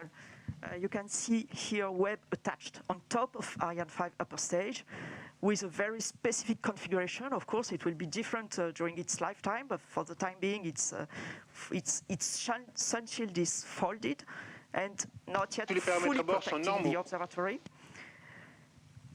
A number of exhaustive studies have been performed by the mission teams in Europe, in the US, on the thermal conditioning inside the telescope and the way the rays of the sun would propagate and interact with sensitive equipment inside the telescope. Maintain this thermal conditioning is really key before separating this telescope. And in particular, we know that one face of the telescope cannot face the sun. That's why and to produce these right thermal conditions inside Webb, a specific roll law has been designed, what we call the sawtooth approach. And if you are watching carefully to these images, you can see this animation. You can see that the upper stage is going 30 degrees on one side, then 30 degrees on the other side, going back and forth this way to maintain this perfect thermal conditioning for the telescope. It's worthwhile noting that after Webb separates from the upper stage of the Ariane 5 rocket, which continues to perform in excellent fashion coming up on the 12-minute mark into the flight, the telescope controllers will be taking the baton, if you will, from the mission controllers here in Kourou. The first steps will be the opening of fuel valves, a pair of fuel valves, to start flowing fuel to Webb's onboard thrusters. They then will power on the valve drive electronics. Those are powered on in preparation to control and fire those thrusters when required. Webb's solar array is scheduled to be deployed at approximately the 33-minute mark into the flight. Once it is locked in place, we'll get the call that electricity is flowing through the array. That call will come from the Mission Operations Manager, Carl Starr, who is at the Space Telescope Science Institute at Johns Hopkins in Baltimore. Seated right behind him in that control room is Alicia Starr, a pair of stars helping to guide James Webb on its discovery of the stars. Alicia Starr is the lead engineer for launch and ascent events. Once the solar array is deployed and declared power positive, then 3 out of the 4 hold downs for the aft deployed radiator will be released to prevent binding due to the cool down of the telescope's composite structure. The contamination control heaters will be enabled to protect instrument optics on Webb from any water ice condensation as they cool down. The actuator drive unit will be powered on. This particular mechanism helps with heater control of the fine steering mirror, preventing water ice condensation, later to be used to position each of the mirror's segments. All 6 reaction wheels and the wheel drive electronics will be powered on for Webb, and that will be the precursor to the attitude control system using those reaction wheels to maintain the proper orientation with the sun, as opposed to using onboard thrusters. Of course, fuel in those thrusters, very valuable. It's a limited commodity for the lifetime of James Webb's observations of the universe. We're 13 minutes, 55 seconds into the flight.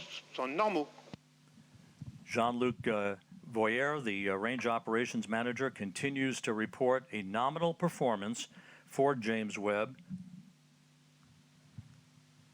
And again, Luce Fabregat from the European Space Agency, how is this trajectory being carefully and methodically adjusted to provide the correct parameters in the final stages of ascent? Yes, Rob, as you can see on this plot, the altitude is slightly going down. It's perfectly normal. The launch vehicle is really on the line where it should be. This decrease of its altitude, slight decrease of its altitude, will allow the launcher to benefit and the upper stage to benefit of the gravity effect and to increase its velocity until it reaches a thermal threshold. It's about to reach it, or even already reached it now, and it will go up. And now it will go up and up to the separation of the Webb telescope. It will separate the Webb telescope on a highly elliptic orbit, but still around the Earth. The telescope will be released, inserted on an orbit around the Earth, with an apogee, a very high apogee above 1 million kilometers. Trajectory nominal as reported by Jean-Luc Voyer. You see him in that view, 185 kilometers in altitude, some 4,500 kilometers downrange from the launch site here in Kourou, moving at more than 8 kilometers per second, right on the plot, right on the trajectory, everything looking great. We are about 9 minutes away from the completion of upper stage ignition. It's shut down, and then about a 2.5-minute coast phase before Webb will separate. Observatory separation will be called out.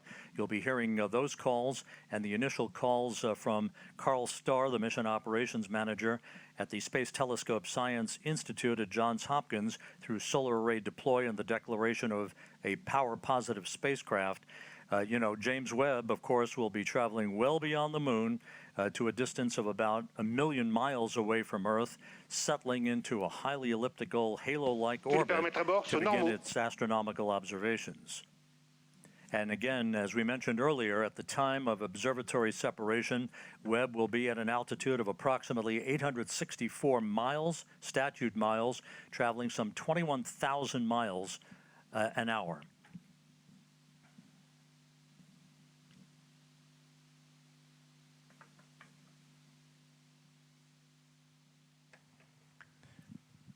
We're about 8 minutes away from upper stage shutdown. The stage has performed as planned.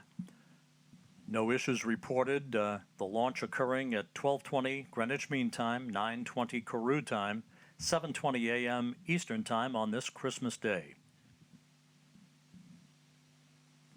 Very smooth. Le pilotage est calme. The velocity you just mentioned is very important, Rob. The velocity you just mentioned at separation of the telescope is very important. It will be slightly below, okay, I give it in a kilometer per second, but it will be slightly below 10 kilometers per second, because it's important that the satellite, the telescope, is not inserted on an escape orbit. It will be placed on a terrestrial orbit so that there will be time for the layout, for the early phase operations and the commissioning of the telescope. And that will be, in fact, the upper stage that will leave this orbit and goes toward an escape liberation orbit.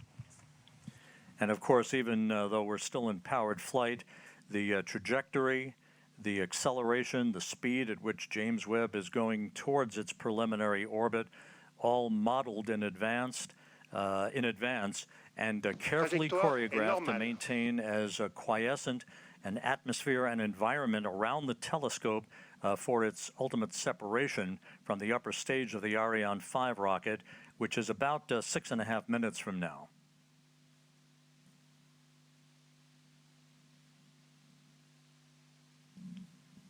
"18.5 minutes into the flight. It's very quiet now here in the control center, here in Kourou. NASA officials, European Space Agency officials, Ariane Space officials, all watching telemetry very carefully.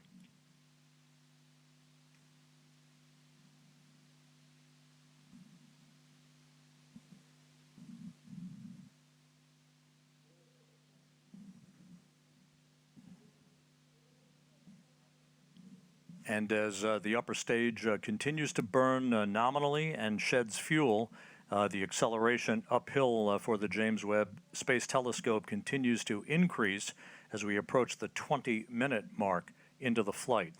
Again, upper stage cutoff is scheduled at the 24-minute, 51-second mark into the flight, about 5.5 minutes from now. After the cutoff of this main engine, as you said, Rob, we will have a short ballistic phase, a short coasting phase that will, when the upper stage will rely fully on its what we call the attitude and roll control system, and it will adjust its attitude so that during this small ballistic phase, all the requirements from the telescope are fully met. And that at the separation, when there will be the separation, the conditions will be very smooth and as requested for the telescope. Le pilotage est calme, la propulsion est nominale. Today's countdown was as flawless as you can imagine.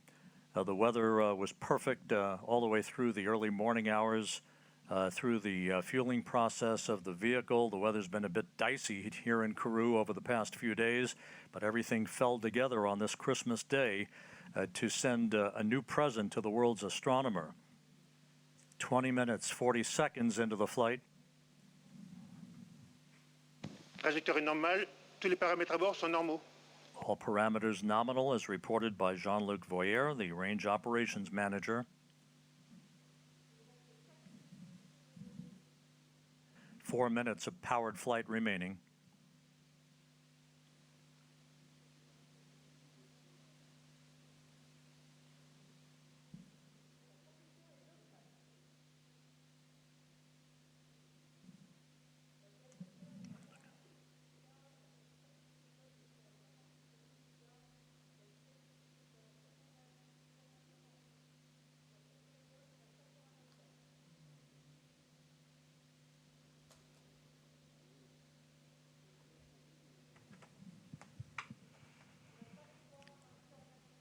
The telemetry of the launch vehicle is acquired for the time being by the Libreville tracking station on the western coast of Africa.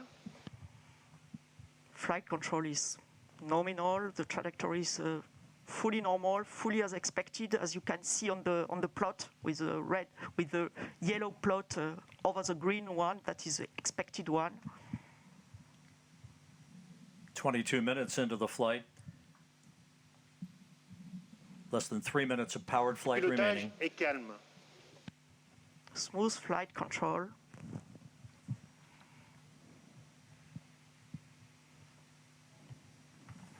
And again, as we've mentioned Les before, paramètres à bord sont normaux.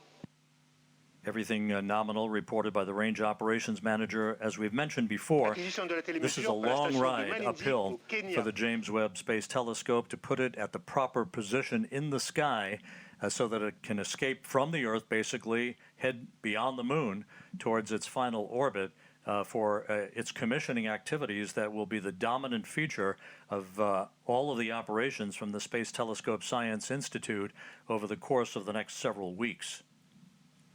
And the launch operations manager announced the acquisition by Malindi, by the Malindi station, as expected, for the end of the flight and the last part of the upper stage flight and the separation of the telescope. James Webb is about 4 minutes away from separating from the upper stage. And again, at that point, it will be on its own. And again, those milestones that we discussed a bit earlier in the broadcast will begin to be followed carefully by the telescope controllers at the Mission Operations Center, the MOC as it's called, at the Space Telescope Science Institute in Baltimore.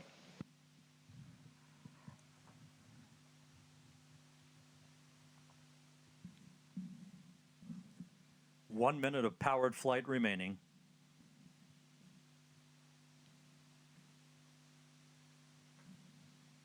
The upper stage continues to function perfectly. It's been a smooth ride for the James Webb Space Telescope.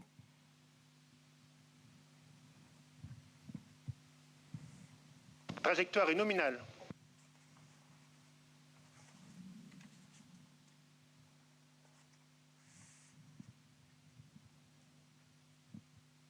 That upper stage was loaded pre-flight this morning with 15 tons of propellant for this long 16-minute burn. Now about 30 seconds away from upper stage cutoff.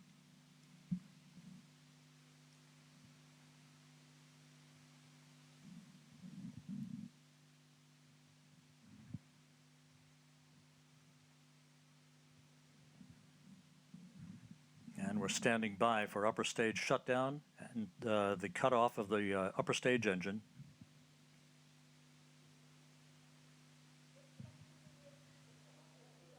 Extinction ESC.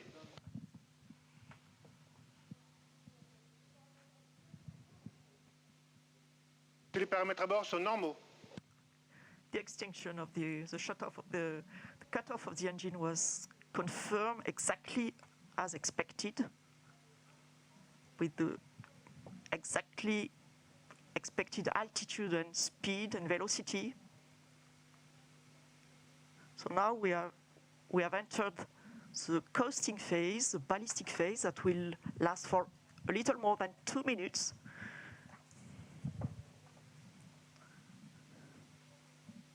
And the telescope controllers in Baltimore confirming that all of the function parameters for the James Webb Space Telescope have been loaded on board the telescope. We are expecting Webb separation at the 27-minute, 7-second mark here into the flight. Just over a minute from now, springs will gently push Webb away from the upper stage of the Ariane 5.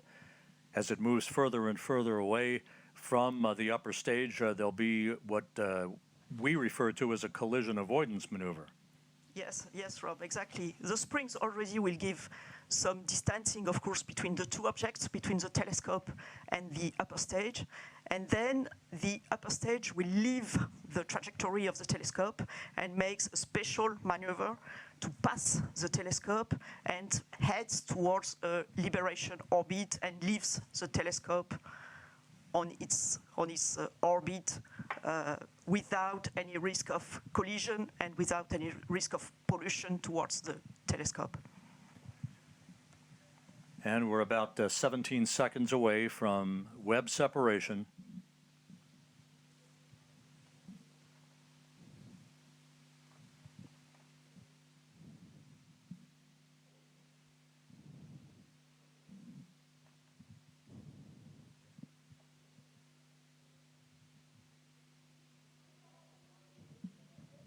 séparation Webb Space Telescope. Go Webb!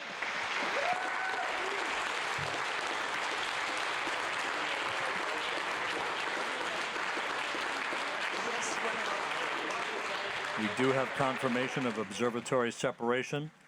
The James Webb Space Telescope, amidst applause here in the Mission Control Center, now taking its first steps in pursuit of cosmological discovery. It was a perfect ride to orbit, and all of the separation sequence events are running in good fashion according to the telescope controllers.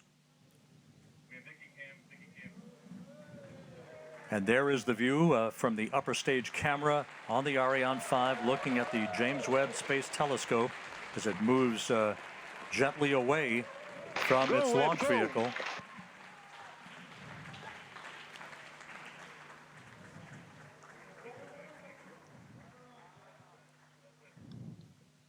Fantastic pictures of this telescope. Go Webb, go Webb. Yes, go Webb. Ironically enough, as we marvel on this view from the upper stage camera, this will be humanity's last view of the James Webb Space Telescope as it moves to its workplace about 1 million miles away from Earth. Yes, you're right, Rob. Yeah. Impressive, fantastic pictures. Yeah.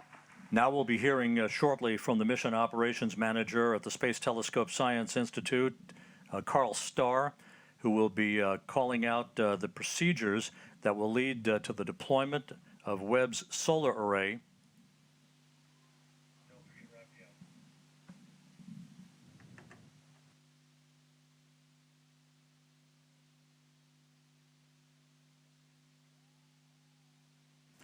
And down in the fishbowl where there is jubilation, let's go to Raphael Chevrier of Ariane Space. And before we do that, Raphael, a bit earlier than planned, but there is the solar array having been deployed. James Webb now has its array out as we stand by for confirmation that it is power positive.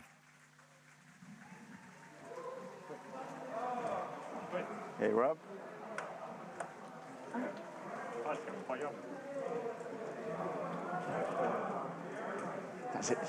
J'entends pas ce qu'il me dit, Rob. Il m'a appelé ou pas? Il m'a appelé ou pas, Rob? Non, il t'a pas appelé.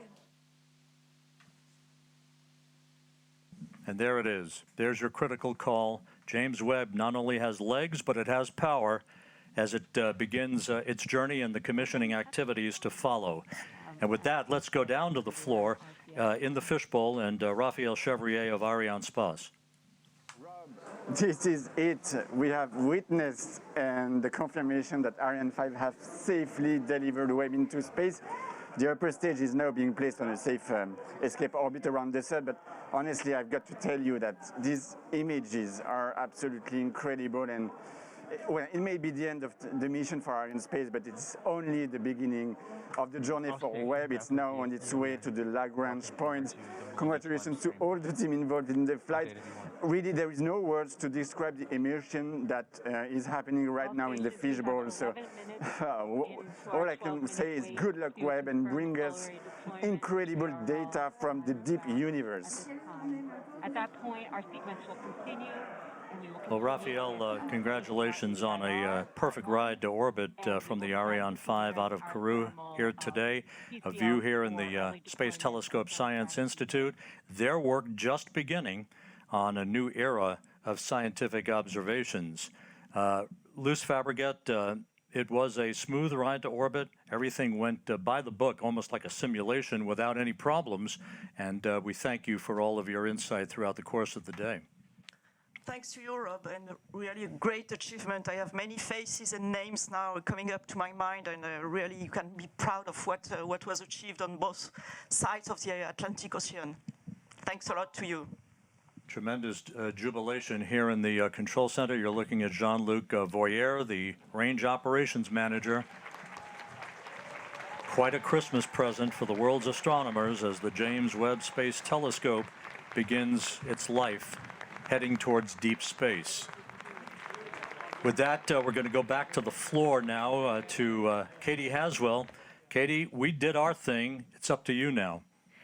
Oh my goodness, I just can't tell you. It's such utter jubilation here on the floor in the Jupiter Control Center. Everybody's been whooping with joy. The controllers here and the mission controllers jumping up, clapping, whooping with joy, people hugging.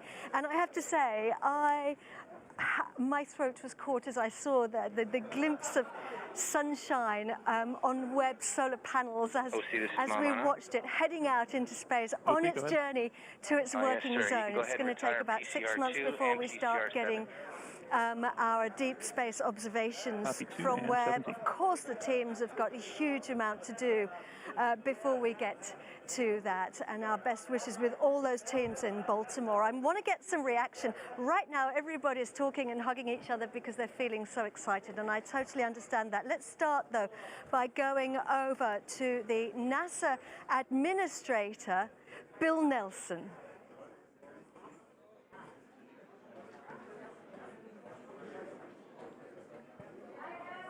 Sophia. Okay, can you go on right now?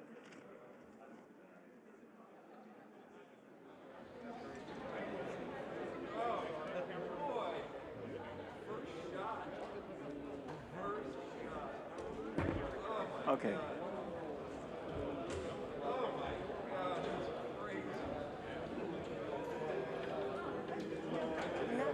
Administrator Bill Nelson right now looking at these jubilant scenes here in the Mission Control Center in Kourou, the European spaceport in South America. There are the teams.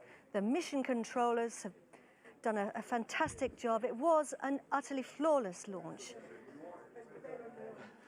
from the European spaceport here on the equator in the Amazon rainforest.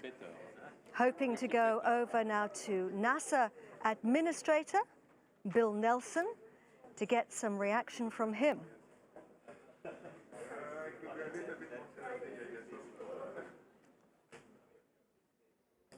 All stations, 7.5 minutes, give or take, until the sequence continues with our ADIR release part 1 and our TCS configurations.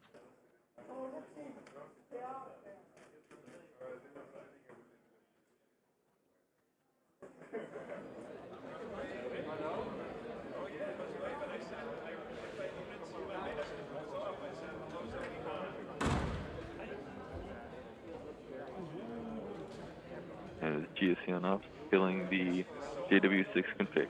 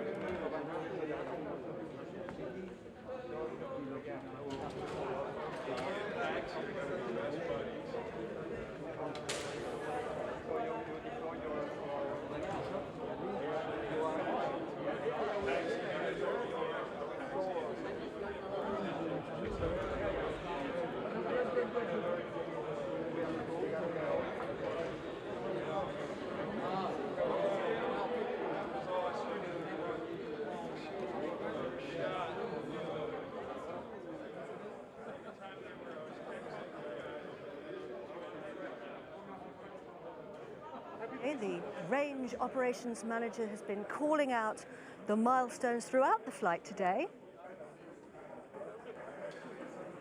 And the ESA teams responsible for so much fabulous work, great teamwork here to get the Webb telescope into space, and Webb is now heading out on its journey, on its own, with the mission controllers, the telescope mission controllers in Baltimore, following those incredibly important first actions and first operations.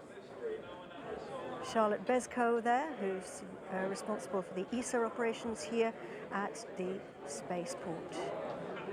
We're hanging in there, waiting and hoping to hear from the NASA administrator, Bill Nelson, who I have absolutely no doubt will be as jubilant as everybody here at the Guiana Space Center. All stations. Charlotte Besco, At 13:04, we are expecting the windy who has been working for, I think, most of her professional life in human spaceflight and now heading up the ESA operations here at the European Spaceport.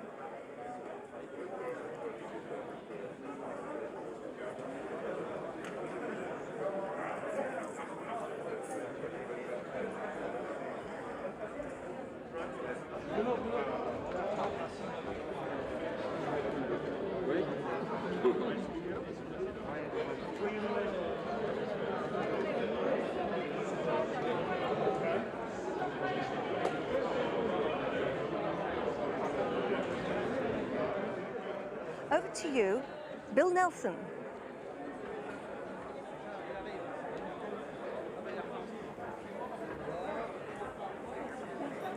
Okay, Katie, thank you very much. This is a great day, not only for America, for our European and Canadian partners, but it's a great day for planet Earth. Thanks to the team. You all have just been incredible. And over 3 decades, you've produced this telescope that is now going to take us back in time. It's a time machine. It's going to take us back to the very beginnings of the universe. We are going to discover incredible things that we never imagined. And isn't that typical of this team, where the impossible comes possible? I can't thank you enough on behalf of a grateful United States government. I can't thank our partners in Europe and Canada enough. The French launch team, the Ariane Space, the flawless perfection of the vehicle. And now we have to realize there are still innumerable things that have to work, and they have to work perfectly, 344 of them. But we know that in great reward, there is great risk. And that's what this business is all about. And that's why we dare to explore.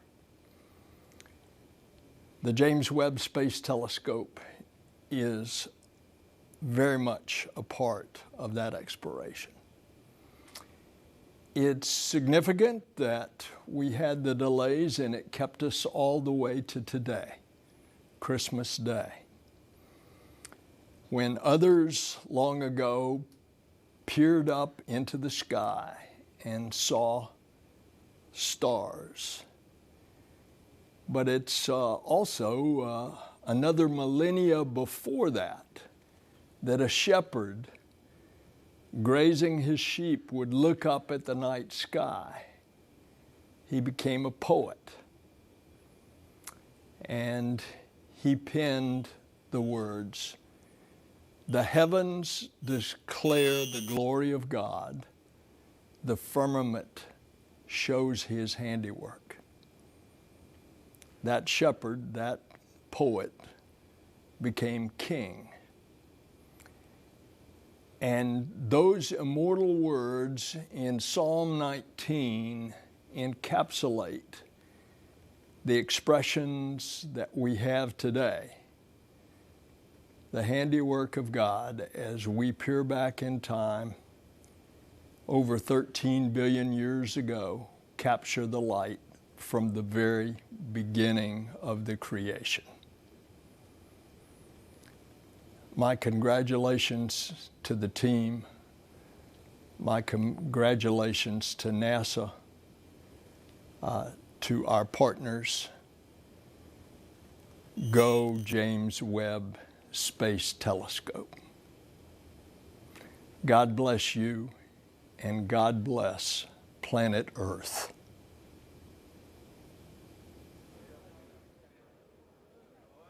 Back to you, Katie. Bill Nelson, thank you Bill Nelson, thank you very, very much for those incredibly moving words. Indeed, we're heading out to look at the first light of the universe. And Bill Nelson there, we have Stefan Israel with us from Ariane Space. Bill Nelson there being so complimentary about the partnerships, the teamwork, and thanks as well to you guys for this fantastic launch. What a day, Stefan. Indeed, what a Christmas gift today from the Guiana Space Center. We really want to thank NASA for its trust, the administrator, Bill Nelson. We have with us Thomas Zurbuchen and all his team, and our first thoughts are going to NASA. It is a journey of 20 years we have made together. We have worked as hell, I would say, to make this happen, and now it's done. I want to thank as well ESA, who is formerly our contractor for this launch. We have Joseph Aschbacher with us, we have Daniel Neuenschwander. We have worked hand by hand to make it happen. I want to thank CNES, Ariane 5 Design Authority, and our daily partner here in the Guiana Space Center. Philippe Baptiste is with us, Marianne Claire is with us. Thank you very much to CNES. For sure, I want to pay my tribute to Ariane Group, which is the prime contractor of Ariane 5, main shareholder of Ariane Space, and which has delivered the launcher up to liftoff. And doing so, I pay also my tribute to Ariane Space team. The Ariane Space team have worked all this year to make this 14th launch of the year and this very special mission. Your dedication, your professionalism has made the success of tonight. Tonight is a great step for the space journey. It is also a great step for the friendship between the United States of America, Europe, and France. So thank you very much to all of us. And now I think we can take a little bit of a rest, but we are going now to leave with Webb up to its final destination, to the Lagrangian point. Thank you very much. Thanks a lot. Thank you very much, Stefan. And the Director General of the European Space Agency is Joseph Aschbacher. Joseph.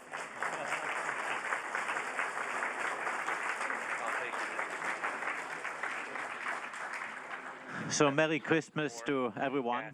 And we have delivered a Christmas gift today to humanity, to people, to NASA, but also to all the people in this world. Because with this James Webb Space Telescope, we are really enabling new science, new excitement, but also really rewarding all the engineering and all the effort that has gone into it. And I'm really grateful for this success. We have delivered a mission into space. It's power positive, everything is nominal, and I'm very grateful to Ariane Space and all our partners for all this work.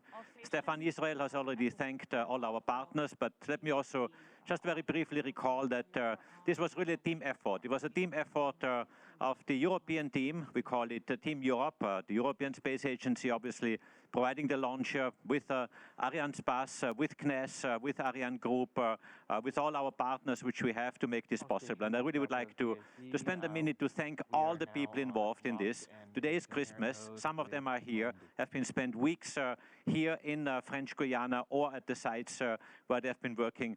It's a special moment. I know I have made sacrifices, but it's a special moment, and really thank you from my heart. But also thank you, NASA. Bill Nelson was speaking before. Thomas Zurbuchen is here with his team. Fantastic cooperation, and this cooperation between NASA and European team is really exemplary. And a big, big thank you, Thomas and your people, for what you have done together with us, that you have entrusted this precious spacecraft to us, which we could deliver. And I'm so happy today, I can tell you, this is a very special moment. It's very nerve-wracking. I couldn't do launches every single day. This would not be good for my life expectancy.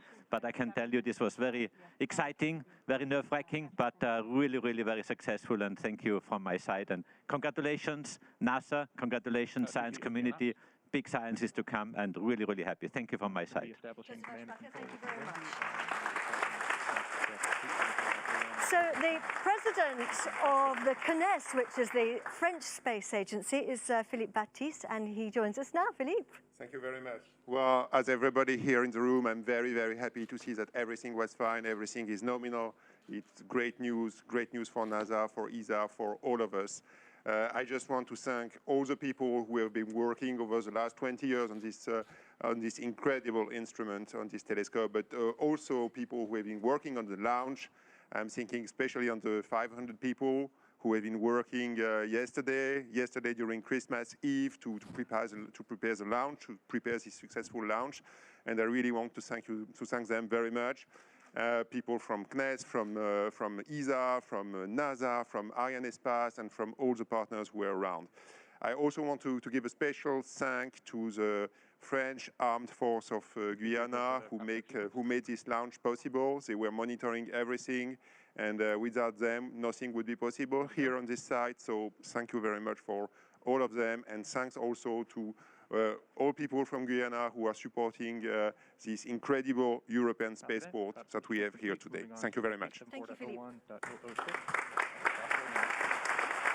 So we now have a pre-recorded message from Lisa Campbell, who is the president of the Canadian Space Agency. I am so proud to witness the highly anticipated launch of this extraordinary mission. Je suis très heureuse et fière de m'adresser à vous aujourd'hui. It's a remarkable feat of international collaboration to think of all the scientific and engineering coordination that made today's events possible. In fact, Webb is the result of close to 25 years of planning and development with our international partners.